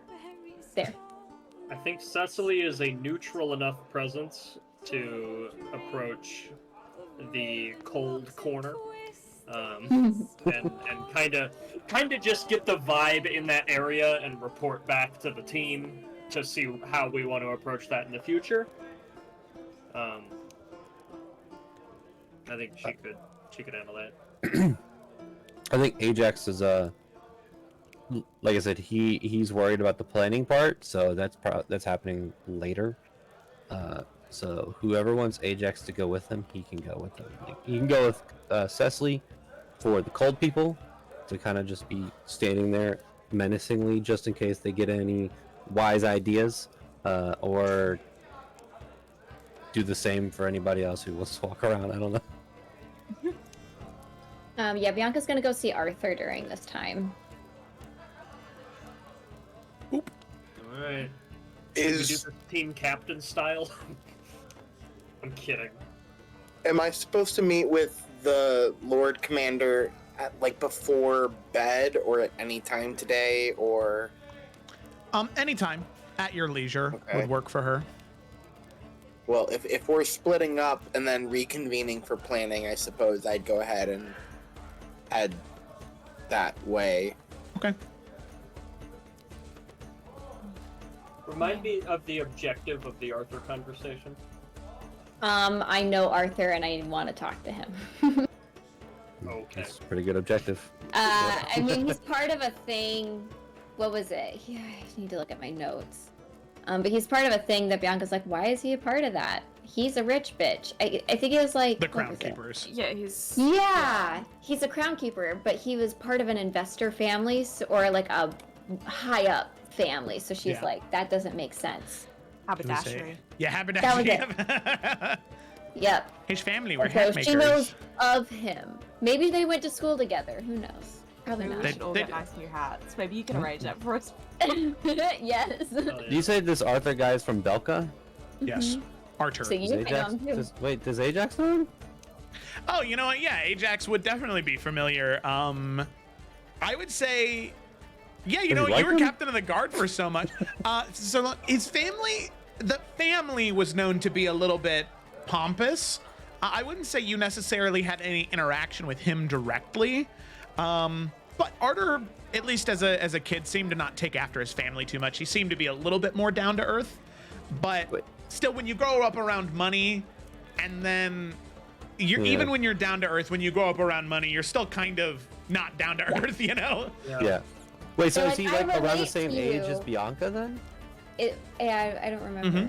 Yeah, maybe Yeah, a little but bit older. Oh gone to shit! this So thing Ajax too? probably. Okay, maybe Ajax will go with Bianca then. Yeah. I Come did- on, Dad. Well, okay, Cecil, do you want Ajax to go with you? Nah, you know the dude. So go and talk Yeah, to the but dude. like, See, I feel like Carasilla should go. If we're wanting a gentle approach, I think Yeah, Carasilla would be a better choice than right, Ajax. I no was just offense. saying Ajax would I be wasn't gonna around fight just him, in but case. yeah. Just in case they were like, no, fuck you, and then they like threw something or did something dumb. Cecily Wait, Ajax is there to be Fuck like, it. They've literally fought demons before. I think they can handle upset people. I know that. Yeah, but Cecily's a defenseless girl and needs a big, strong man to protect her. No, Ajax. Let's go get a with big strong Bianca. gamer with her instead. Okay. Cecily can Ajax cast is going back to his Fireball. room. He's going to sleep for the rest of his life. I'll cast Fireball at them 14 times if they do anything, as previously discussed. What if Bianca needs protecting Ajax? We're No? gonna go see some pompous dude. What if he's upset? No one needs protecting, okay? No one needs protecting. Come on, Ajax, I need my bodyguard. Let's go. My brain is short-circuiting. I don't know what's happening. Alright, well, I guess Cecily and Carousel are gonna go to Oh, the fuck. people. Is this guy singing in the town? Yeah. You know, there's been people singing throughout this playlist, John. It's kind of peculiar to me that this is the one you decide to pick out of all the rest of them. Because I'm trying to Question. distract from what's happening with I know, because you embarrassed yourself? Yeah. Sit on it. Deal with it. Buckwheat. All right. I'm gonna go lay in bed. You can do that now. You can play D&D in bed. Isn't that cool? I'm just kidding, I John. just want to be very Passing the bad clear. vibes away. As the player of Cecily, I would have appreciated your company either way. I just think it makes more sense that you go to the harder guy. Don't you know? advertise for the Tales of Everend. That's not what this is. Get that out of here. Jesus You look Christ. That was- you look like a broken man. I am. Man. This is for what you did to Gideon. I'm just letting you know. Oof. What did I do to Gideon? You brought him back. What did you do to Gideon? Oh, I brought him back. How Fucked dare up, you bro. spit in the Raven Queen's face like that? All Well, right. Technically, you guys did. Whoa, hey, whoa. All right. So we go our separate ways. How do we return from this? I'm leaving. You exit out into the city. Saying your farewells to Alika, Cecily and Carasilla head to the decrepit, dilapidated, frozen over part of the city where there seems to be individuals that are still living. Bianca and Ajax head to a more affluent area of the city, where it seems as though there still is a bit of money that courses through. Yep. I like alliteration. You got me. You head to that area to speak with Artur. And then finally, Suni, you head to the city center in an effort to talk with Lord Commander Brighton and see maybe what awaits you within the Order of the All-Seeing. So first things first, we are going to start with Cecily and Carasilla. Team Juggle. Let's go. Okay. So, there's one thing in particular that both of you notice. You make your way out of the tavern here and up the road here and through this destroyed gatehouse here, right? Sort of making that curved shape up north or southeast. It's weird. I need to put a compass rose on here. You head Just rotate southeast. the map so it's facing the right way. But then the numbers. Oh. Yeah, read the number sideways. Backwards? I don't even know. Side words. Sidewards? I'll read the numbers sidewards. Okay, so you head up that direction, and after this point, right here, crossing that point, there are no more of those lamps in this district of the city. So being exposed out here, you are truthfully exposed to the elements as if you were outside of the city walls. The only thing you are being spared of right now is the harshest of the wind chills is not affecting you because of the walls that you are so close to. But as is shown on the map here, there are these massive snowdrifts that have built up against the wall. So on top of the snow that is falling above you, there is also this massive cloud of snow that just continues to roll over this part of the city. You can see snow that is stacked on top of rooftops that is, 2 or 3 feet high. Most of these buildings are squat stone buildings that can support that weight. And you can see there are small fires that burn within each home, but this area definitely does not have very much life in it at all. While there are small homes that have some semblance of life within them, the main thing that you're drawn to is at the very center of this area. There is a large building, similar to like a longhouse in structure, where it is one long tube of a building with doors on each side, massive doors. And you can hear some semblance of chatter and speak from within. And you can see that there are guards posted outside. Not guards of the city, though. These are individuals that have hobbled together armor, what look to be rusted or frostbitten weapons, where even if they were to draw the swords at their side, you think that the ice that attaches the sword to the sheath might not even break should they try and draw those weapons. But they stand outside, each one of them wielding torches, but guarding the doors to the inside of this long, large building. So, Does it seem like a bouncer situation? Like you have to get through them, or they're just there to be like protection? definitely bouncers. The doors are shut right now. You don't see anyone enter in that time, but the doors are not open and they seem to be on watch. So you'll probably have to speak with them before you make your way inside. Cecily will turn to Carasilla as they're like, you know, some paces away, and just. So I'm thinking upfront approach. We just say, we've heard about the Phoenix and we're curious. Or maybe we've heard there's trouble in this area. Can you tell us about it? Or a third thing that isn't a lie or a trick. How we feel? Well, I think it's assuming that this is actually related to the Phoenix. I wouldn't be surprised. Especially if they're wanting to be protective about it. But depending on what they ask, we might not even need to state anything, just that we want to go inside. Alright, that's a good start. Well, she'll just start walking. kind of unfazed by the guards. Otherwise, Okay. So as you make your way up towards the door and attempt to walk in, you can see both of them sort of move to stand in front of the doors, preventing you from walking in. And they say, Haven't seen you around here before. What's your purpose here? What do you want? Well, we are new to the city, but you hear the talking coming from inside. Certainly it would be warmer than it is out here. I suppose we're just interested in getting both of those things.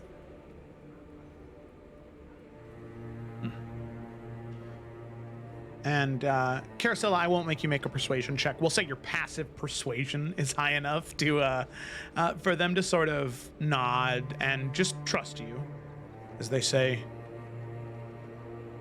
Right. But just beware you make any trouble in there. We won't hesitate to throw you out. Assure you we're not going to be any trouble. 1 second, sorry.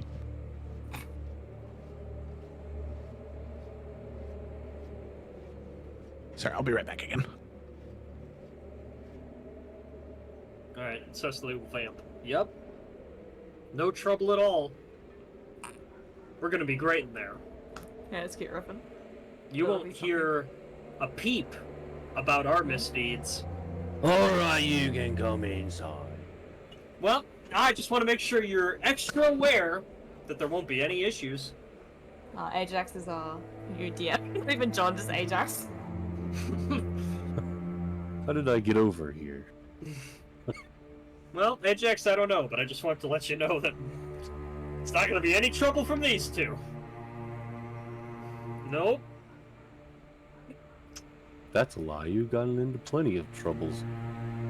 And that was the past. There won't be any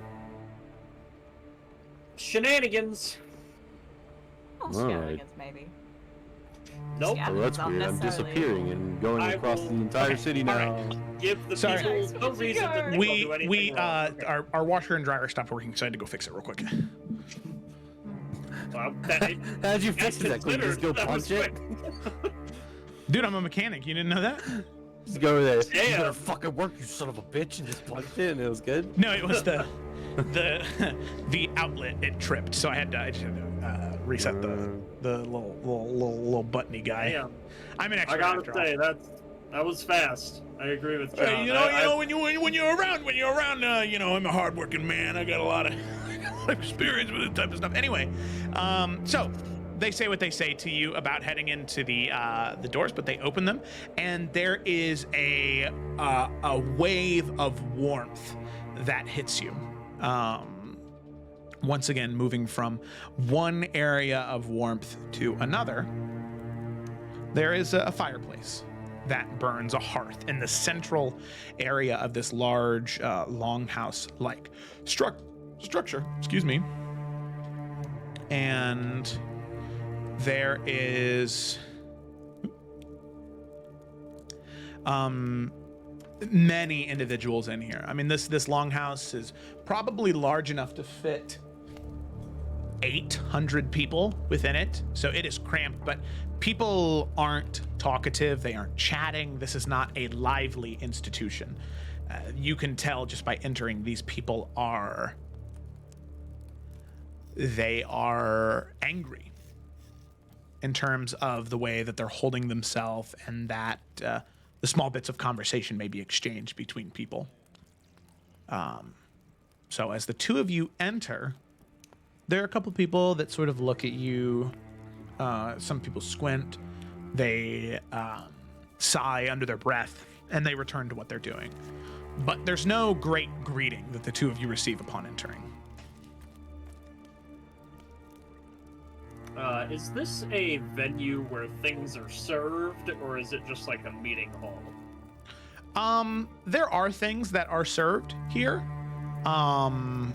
not necessarily for purchase. It's just, but it's the sort of bottom of the barrel of rations.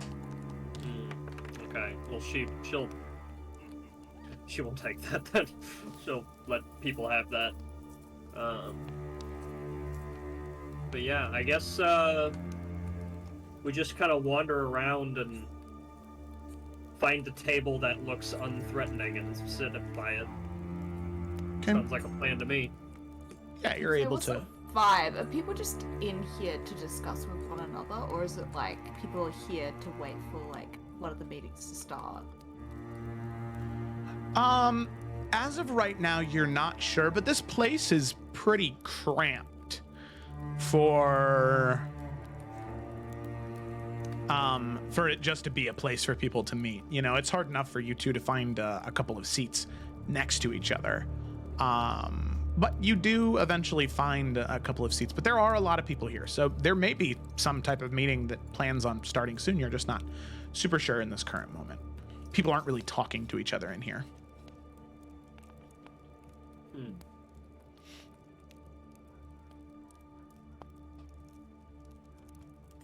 Yeah, I mean, we'll just get themselves seated, and just, I guess, spend a moment trying to like catch any conversation that is going around them. And yeah, just again continue just like getting a vibe check on this place. Yeah, I will say that as you sit down, most of the people that you sit down near, they either turn away or attempt to break eye contact with you, or anybody that you sit near, they just kind of, any of the small conversations they were having stop. But you can see that somebody sort of catty corner to you. This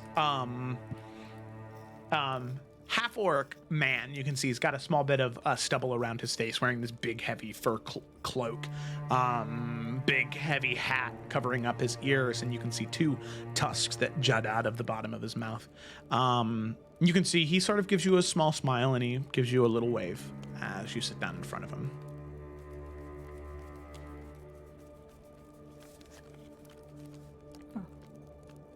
Hello there. I'm Carousella. This is a friend of mine, Cecily. And you see him, he kind of, he shakes his head at you and he kind of taps onto his ear, like where the sort of flap is covering them. And as he pulls back one of the flaps of the ear, you can just see this like mangled and kind of burnt, like flap of flesh as he just sort of shakes his head and taps his ear. Yeah, I guess making that realization, we'll just kind of give a bit of a gracious nod, and then just smile at him.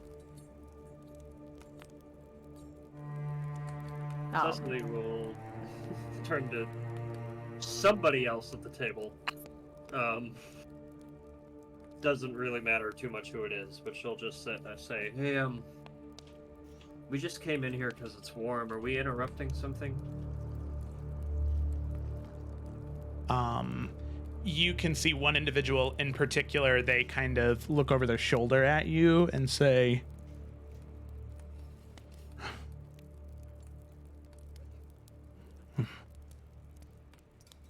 Why are you so concerned? I'm not. It's just kind of, I don't know, a little oddly quiet in here. Not from around here, are you? No. Not used to the cold either.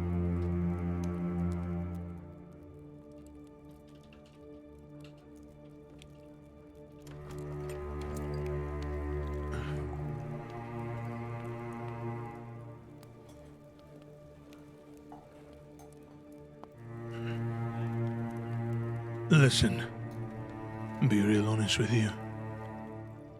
If you're not from around here,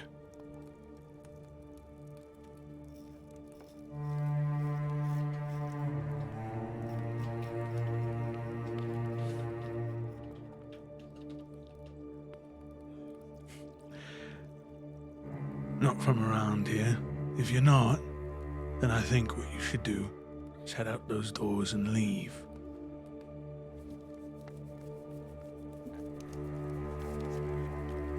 You might be cold like the rest of us. But everybody that's in here, this is our home. Not some stop along the way.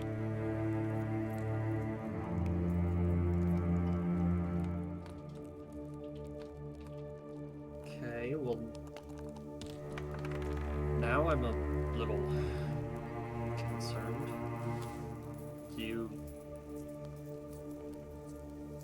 Did you used to have houses here or something? Yes, we used to have houses here.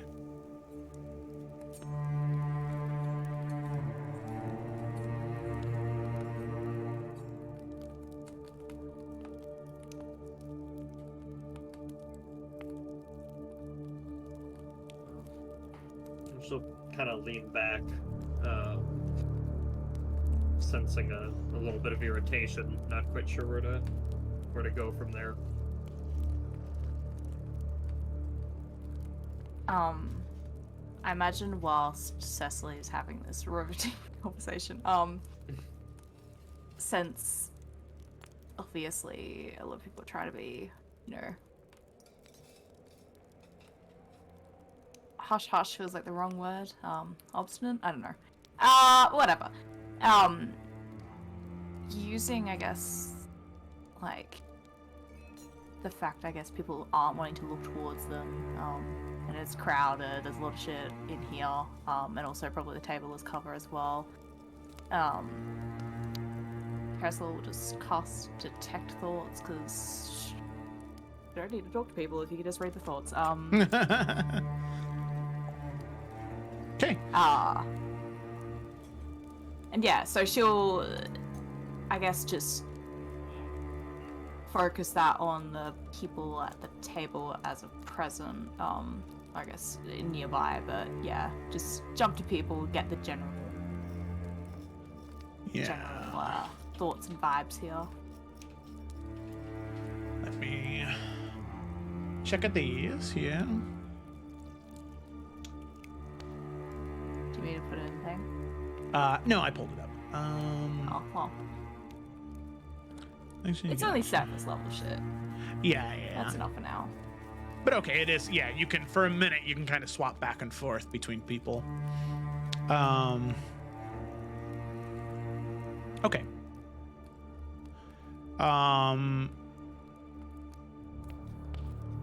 So, as you tune in, and just at the people around you, the individual that Cecily was just talking to, it's mostly disdain for outsiders. Those people that come to Maester and just use up the resources, the very few resources that there are. And that's kind of the surface level that you get from him. From a woman sitting near him, just a little distance away, you get the thoughts of, when is the meeting going to start? It's supposed to start soon. Butcher told us something. It was something important. From another individual across the room, there's sort of whispers in his mind's on the surface level of anxiety. Is this related to the Phoenix? Is this related to the rebellion? What's taking so long? Another individual, you hear thoughts of, it's got to start soon, right? Butcher typically doesn't keep us waiting. And those are sort of the general surface thoughts for a bit. But for individuals, you also hear ideas of they want to change. They would like nothing more than to see harm befall Liliana Brighton for the pain she's put their families through. Some people currently nursing wounds a little bit from that they had received from certain guards which in their minds they rationalize as they were just trying to get more food for their family, trying to get supplies to fuel the fires within their house. They didn't want to be displaced to the lodge. They wanted to stay in their home where they lived and they grew up and they raised their kids, but they were punished for that. Some people were punished excruciatingly so. As you're starting to, in your communication with Lord Commander Brighton, she's been very kind and polite to all of you, considering what you're here to do. But it seems as though to the common person within Maester, it truly is a militaristic rule here, which Liliana would argue by necessity, but you can gather that most of the people in here, probably the vast majority, are incredibly unhappy and would like nothing more than for change to happen.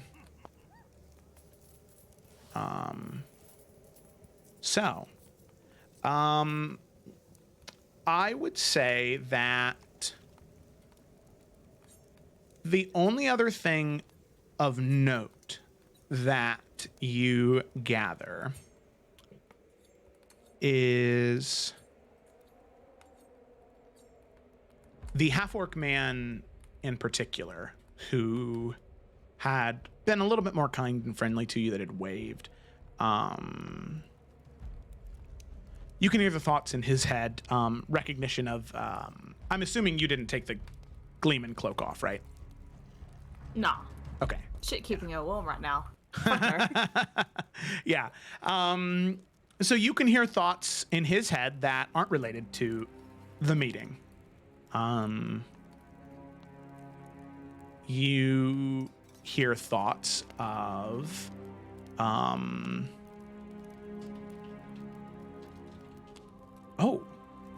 a Gleeman. I wonder, do they tell stories? Do they sing? Do they perform? It's very interesting. And you see them look at Cecily and kind of look a little more quizzical. That garb, that's of the Western Salamander. It's very interesting. They're far away from home. Well, I guess it makes sense traveling with a Gleeman. And you see them look up at the stage, and the surface level thoughts run through some more.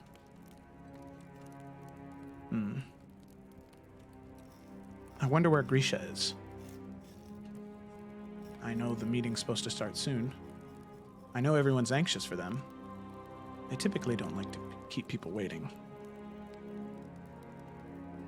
You can see them look up some more, but then they kind of look back down, and the rest of their surface level thoughts are about the food that they're eating or anticipating the meeting to start. I mean, just the nature of it, I think when there were those initial thoughts of just like, oh hey, Gleeman cloak, that's neat, she'd be very deliberate in winking at him. I think when you do that, he would go, she just winked at me. A Gleeman winked at me. Cool. Wow. What a power you have. Well, but Carousel will kind of lean over to Cecily and just kind of let her know that there is meant to be a meeting. I suppose it's just best for them to wait for that. Yeah, she'll just kind of nod. I guess we just chill. And she'll just kind of now, having only been here a minute, appear as equally as impatient as everyone else. Perfect. It's just Okay. like she's been here an hour. Alrighty. Sounds good. So you all, the two of you just kind of sit there and wait. And after a probably 10 to 15 more minutes, eventually stepping in from outside, you see a half-orc man, very similar in appearance to the one sitting in front of you. very similar fur cloak. Both of them have hues in their skin of deep blue as opposed to sort of the deep green that most of you are familiar with. These sort of deep blue hues, two tusks jutting out, a little bit larger than the individual sitting in front of you. And you can see that as he gets inside, keeping his coat on, as he takes his hat off, you can see that there are scars that just sort of like line and cover his face. A very imposing individual. As several people stand up at that point and go, "Oh, there he is, there's the butcher. What took you so long?" And he just says, Oh, I'm sorry, everyone. I'm sorry. I'm sorry for being late. I didn't mean to keep all of you waiting. I know. I have important news, though, so please keep your seats. as you see him walk to the edge of the room.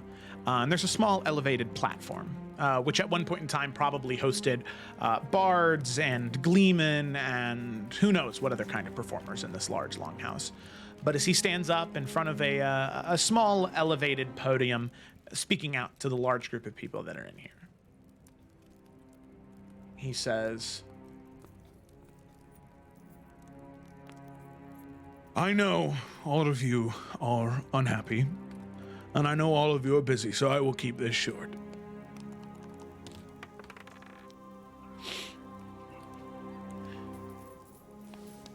There are echoes within this hall that I may choose to embrace the hot flame that exists out in the city. It is tempting, I must admit, when we see our leaders embrace the freezing cold, this supposed sapphire god. It is tempting to flock to the fire that seems to fuel the lanterns that keep us warm. It's not beyond me, I can see that. I am tempted. But I'm not your dictator. I am not the Lord Commander of this city. No, I'm one of you. When the farms were still green and the livestock still lived, we worked together. We provided for each other. We were a community. The flame has spoken to me. And here I am, coming to you.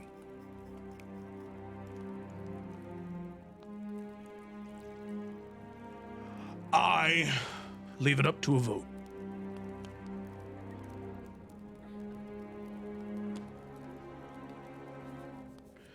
What you'll do is there are small pieces of parchment up here.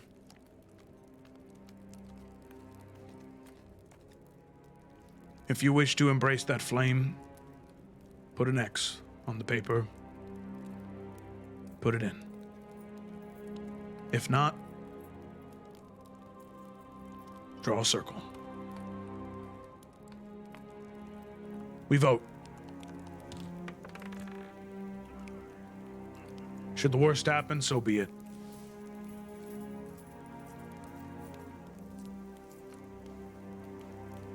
But I trust all of you just as much as you trust me. you can see there are solemn nods amongst the individuals within this room, as many of them begin to stand, head up to the podium. I suppose it's up to the two of you if you'd like to vote, but you could at least stay for another 45 minutes to see what the result is. I will not vote. know that. That would feel weird. Yeah, no.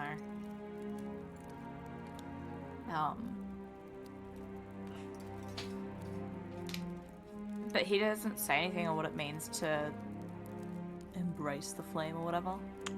No. Sick. Yes. Everyone here is supposed to know. Yeah. I've been in those situations. Yeah. When talking about joining a rebellion, it's probably probably good to be a little more vague, even if it is kind of obvious. Is it?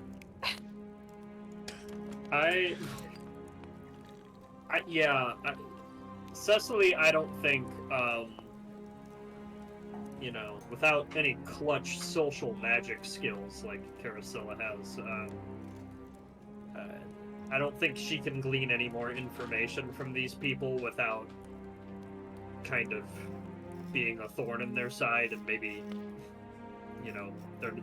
she doesn't want to draw too much attention to the fact that they're not part of this, That'd be bad if suddenly the entire cabin realized that we were outsiders, just like peeping.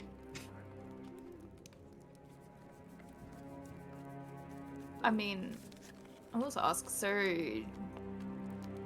where did the Richard Alfian, sorry,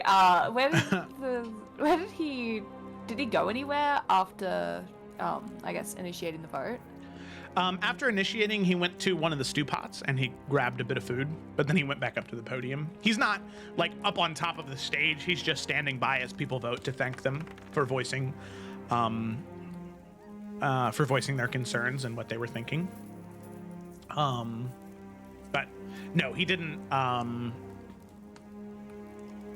He's not in the middle of anything right now.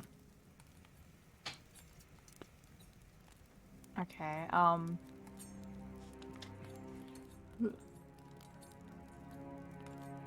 don't know if it'd be a great idea to try and talk to him whilst the vote's going on. He doesn't seem like he's like engaged with it, right? He's just passively there to thank. Oh yeah. No, he's not like paying attention to what people are writing. If anything, he's more focused on his soup right now than the vote.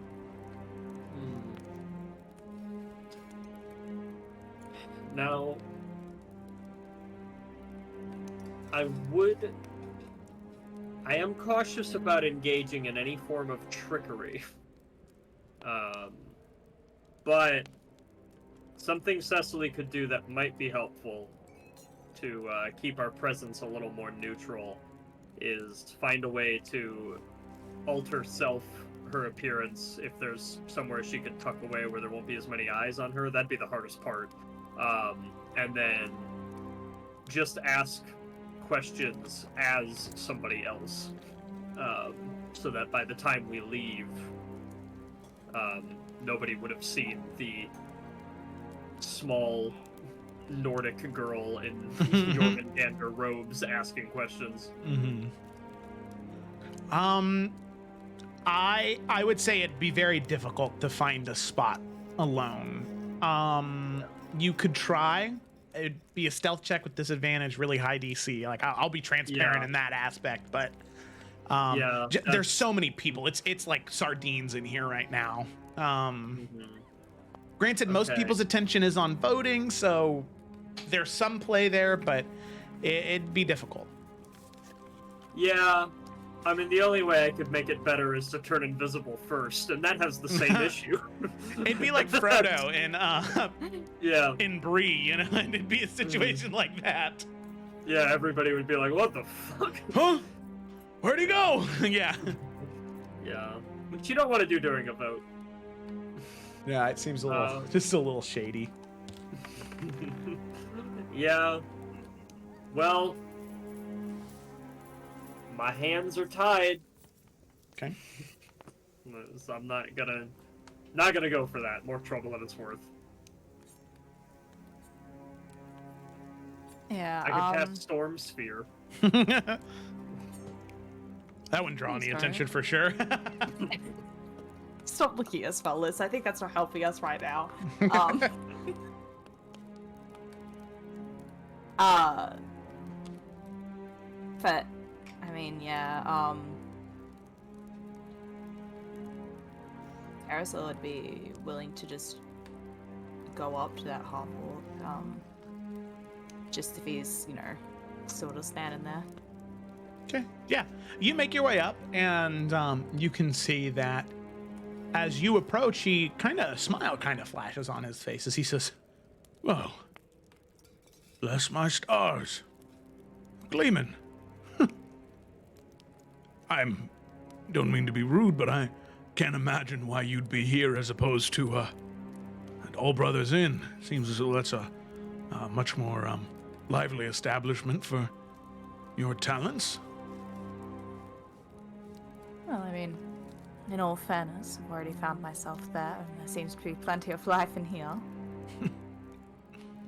and he kind of looks out at the very quiet, close-knit group of people. Like a rocky garden, I guess there's life. No, where there's people that's still alive. Doesn't have to be lively. Fair point. Suppose I come here only because, well, seems what you're all discussing, what you're all voting on is something that's important. And, as I suppose is evident enough, I'm not exactly from around here. Suppose I may wonder if there's anything in extra air could help it. Well, don't suppose you can change the weather? Might help a bit. Yeah, not exactly my wheelhouse. Understandable. Well, if I'm being honest, I'd hate to ask you for something without even knowing your name. My name is Grisha Borisov. They call me the Butcher, my occupation, before everything changed. It's nice to meet you. As he reaches out a hand. She'll shake it. Oh, glad it's only in profession. I'm Kara Solodowski. It's, nice to meet you, Karasilla. Don't let the scars deceive you. I've never fought a day in my life except for a rowdy hog every once in a while. These are from the beginning of when things started to change. I guess I was the first example that was made by the new leadership.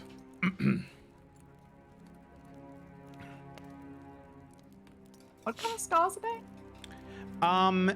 They look to be like lashes almost, but lots of them. Like the hands and forearms were whipped.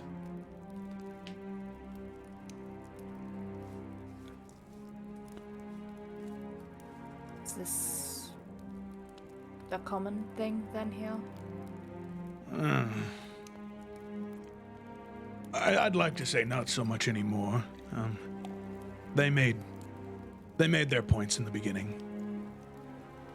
They showed their strength, and most people bent. And most people still do. Not so much punishment is made these days. Most people understand that it's either doing our job and doing what we're told, or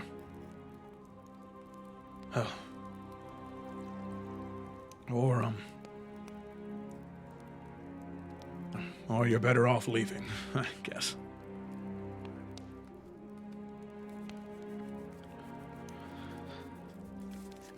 But not common, no. And I apologize to regale you with such gruesome tales. I'm sure as a gleeman you definitely prefer a hero story, I'm sure, but at least that's what said my brother. That's what Shora always tells me about you. Well, It's what he always shows me. Yes, I believe we did see him earlier. I sat across from him. Yes, he's quite the fan of reading and writing. Reads a lot. As many books as I can get him. I see. So yeah, quite a fan of Gleeman. I think between you and me, I think one day he has dreams of becoming one. Well, I'd certainly support him in that. If you're ever interested in an apprentice, I'd love to have him off my hands.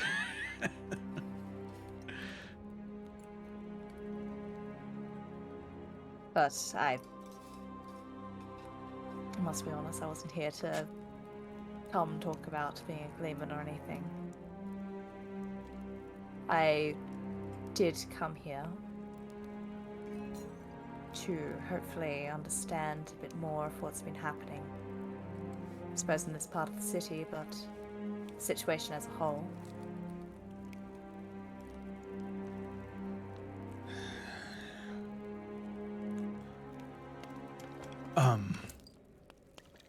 I understand.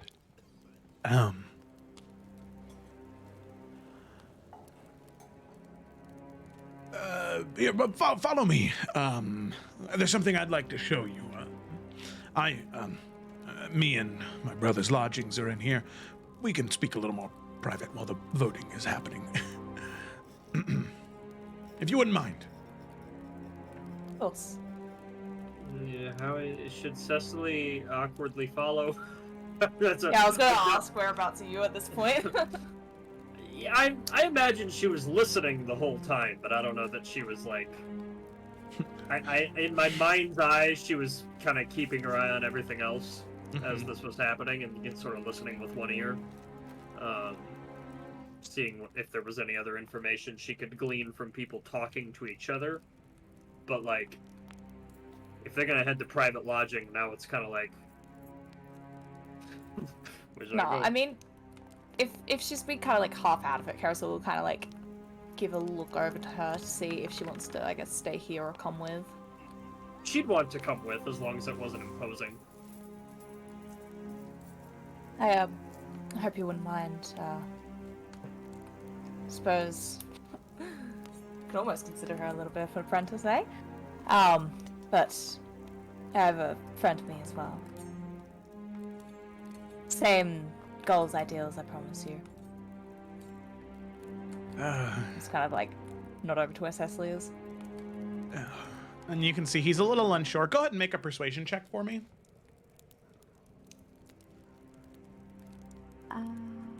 I assume you mean Carosilla, right? Yeah, Carosilla, yeah. Cecily to see if she can hit him with the Puss in Boots eyes. Yeah. It's a 30. Yeah, he is iffy just because you can tell there's something at stake here, but he trusts you and says, that's fine. That's fine. Follow me.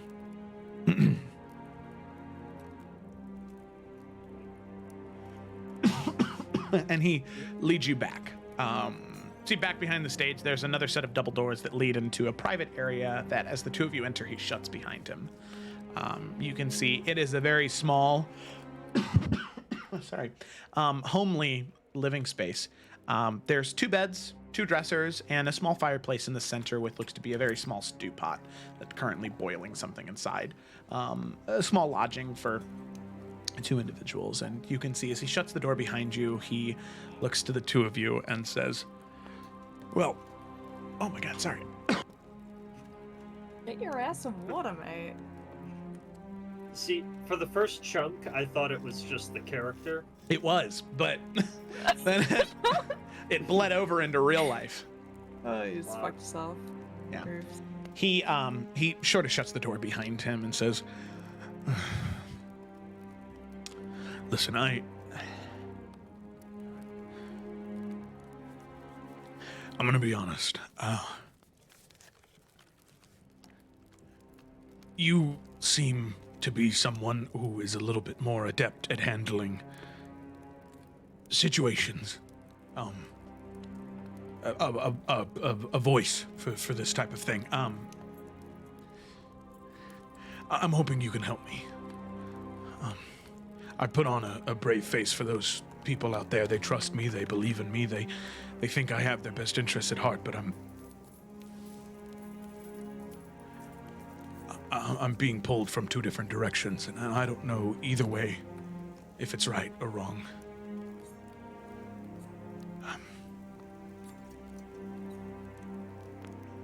I've never met face to face, but I don't know how long you've been here, but there's a group. There's their leader is an individual called the Phoenix. This idea of change. If you understand my meaning. Well, I must say we are new here. The name of the Phoenix has come up, but I cannot say that had any involvement with, I suppose, them or anyone connected to them. A very secretive bunch. I've never even met any of them face to face. I was here one night by myself. And through the fire, that fire, a face formed and it started to talk to me. They knew that I was unhappy. The people that trusted me in this community, they were unhappy. And they asked to speak somewhere more private. And that's what I just got back from.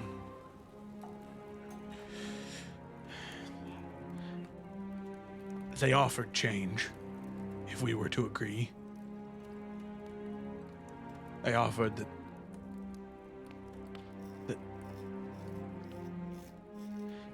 things could change, that they could do it. It's just the order of the all-seeing. Although it's been here for so long, Lord Commander Brighton needed to be removed.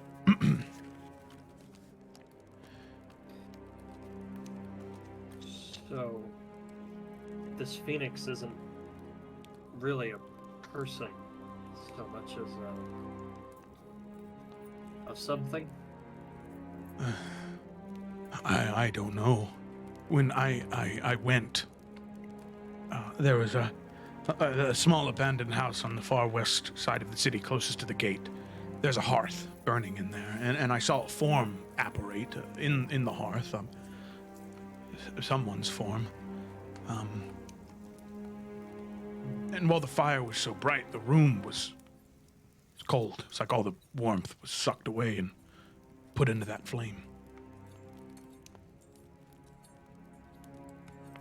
When it says remove Liliana, you... I think that it's exactly what they mean. And you think these people might vote for it?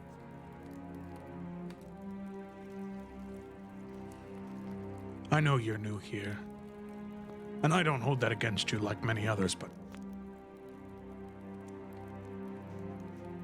I think they might.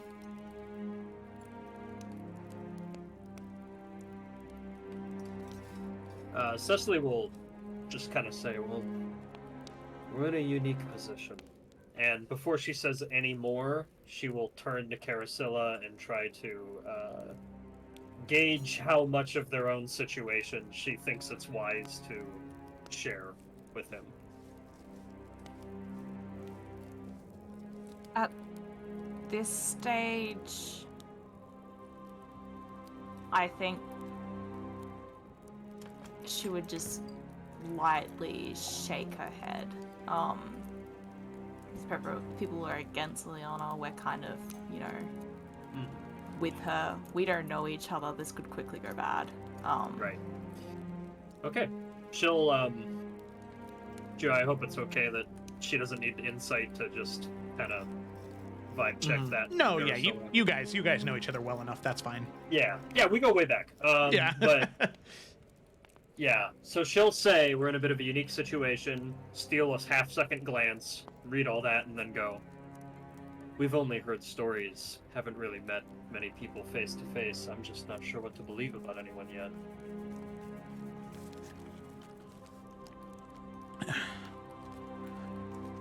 I know it's a lot to ask, but is there any way you could help? I think it depends on what we're helping with exactly. The, person that you talked to through the fire had a form to it, right? Anything notable to that? The voice was masked. It sounded like crackling fire. I can't pin down the sound exactly, but it was common. I could understand it word for word, but there was this underlying elemental sound.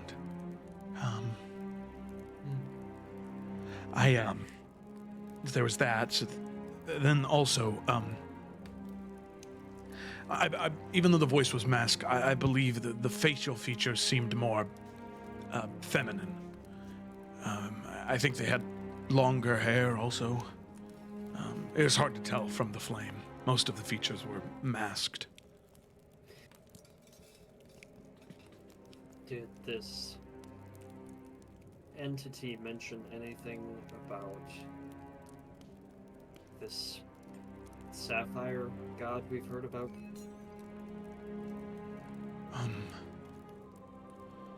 No, but this was the first meeting I'd had with them. They said that all they asked was that if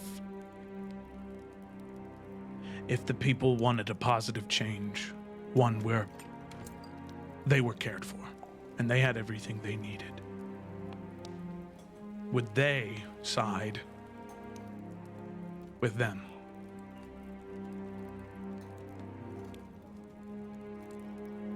They ask anything in return? Just our support. As long as we stood by them and helped in whatever way is necessary, we'd be taken care of. No, I typically wouldn't be so brazen just to accept a deal. I told them I would think it over before I proposed it. But they seemed rather insistent that I take a vote tonight.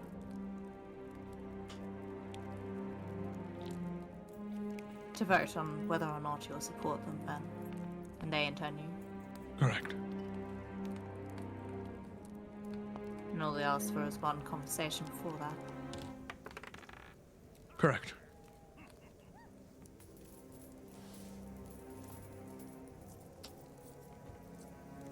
I don't suppose the flame just resides there. That there'd be any possibility of perhaps talking to it again. There might. I don't know. Like I said, it came to me first and told me where to meet it.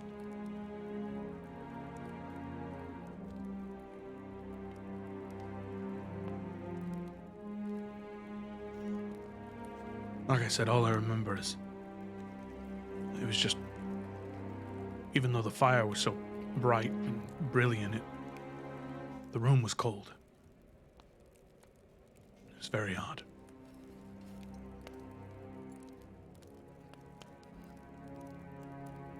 The unlucky Nice. are the first target whenever somebody wants to take advantage of someone else. I don't know anything about this Phoenix, but I'm already hearing some pretty bad signs just based on the story you've told me. I think I agree. I think Even if it was, as you said, taking heat out of the room to support itself. I don't think there's much comfort in that. There's certainly less in the idea of a flame that provides no warmth. I just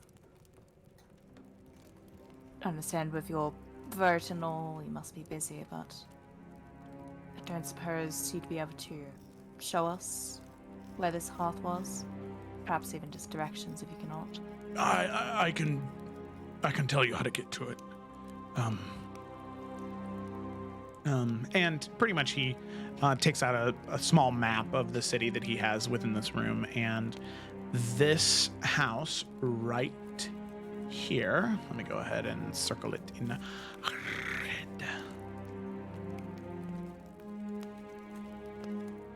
This house right here. Boop, boop, boop, boop.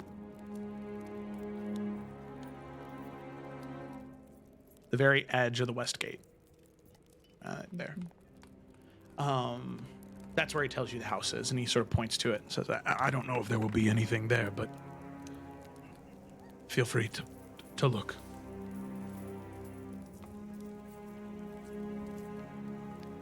And your vote that's happening. The decision made from it, when would that be enacted? Are you meant to report back to the flame at all? Well, most of the time when we do a vote, we typically let out the results in that moment.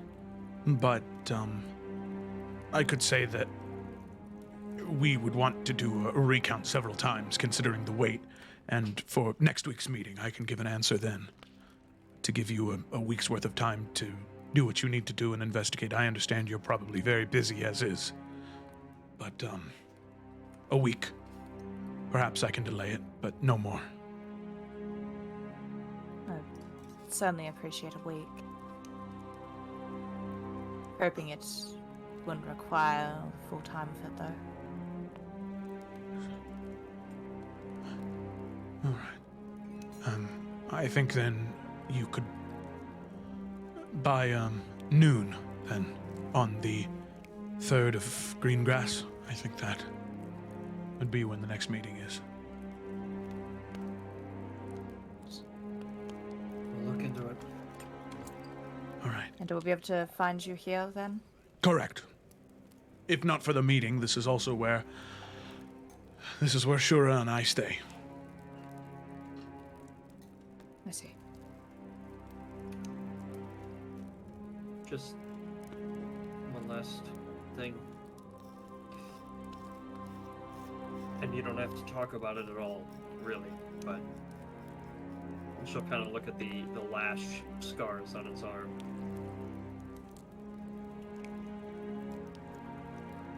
Do you know how many other people she's done that to? Liliana herself, no one. But there are,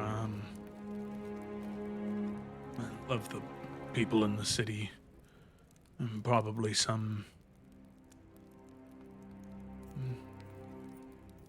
a small portion, maybe 1,000 to 2,000 people towards the beginning that happened to. What's the population size here?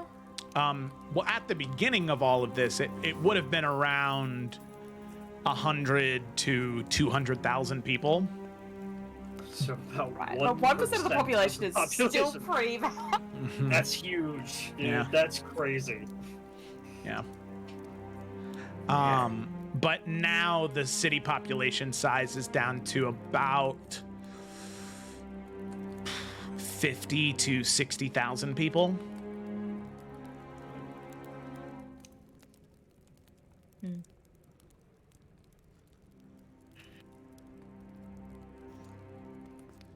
And so I suppose, as well,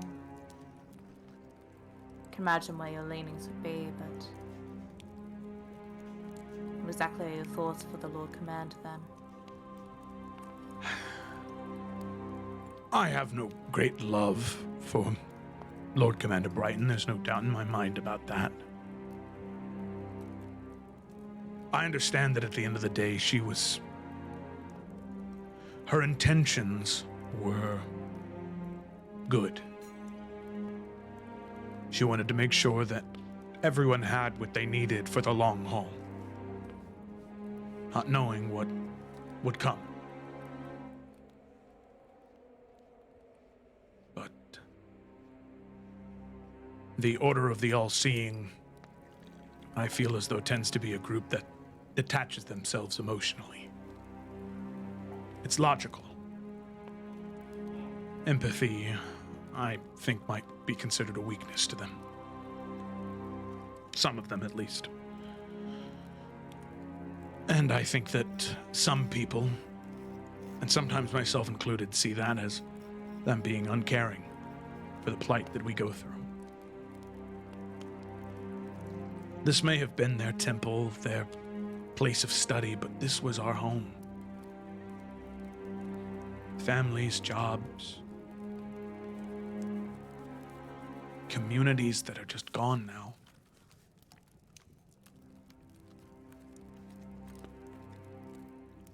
And sometimes I think some of them, I can't say whether or not Lord Commander Brighton does, but I think some of them look down on us for that. We want more than just to survive. We still want to live.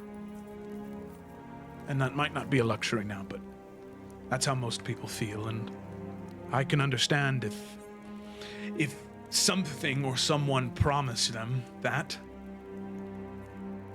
I think they'd rather take the chance than stick with what they've been shown.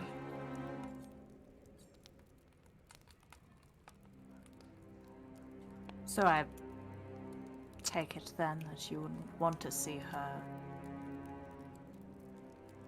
harmed, I suppose. No, I would love to see more balance, more democracy, but not harmed, no.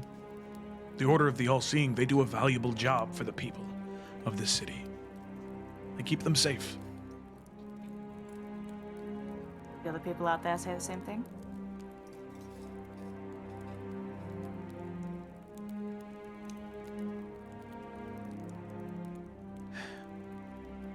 And he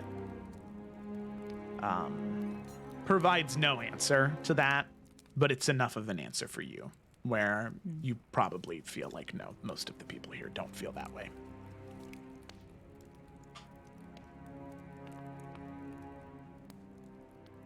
Well, I mean, I'll say more than interested in having a look into this house, this flame that you saw.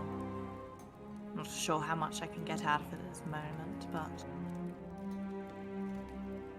I think it's certainly worth trying to look at before any votes and decisions are made that are potentially more on that extreme side. I think it's certainly something that you would agree with as well. I would. And before we go, sorry, I just kind of slipped in here. And she'll reach out a hand. I'm Cecily. The last name's kind of a long story. Understandable. I'm sorry. With the, everything, I forgot to introduce myself. Grisha Borisov, but they call me the Butcher. So I heard. Badass. Mostly meat. Well, exclusively meat is what I dealt with, not people. Well, no one likes eating more than me. And she'll say a little more seriously, too, kind of looking at his arms again. I'm glad you're not letting that be the whole story.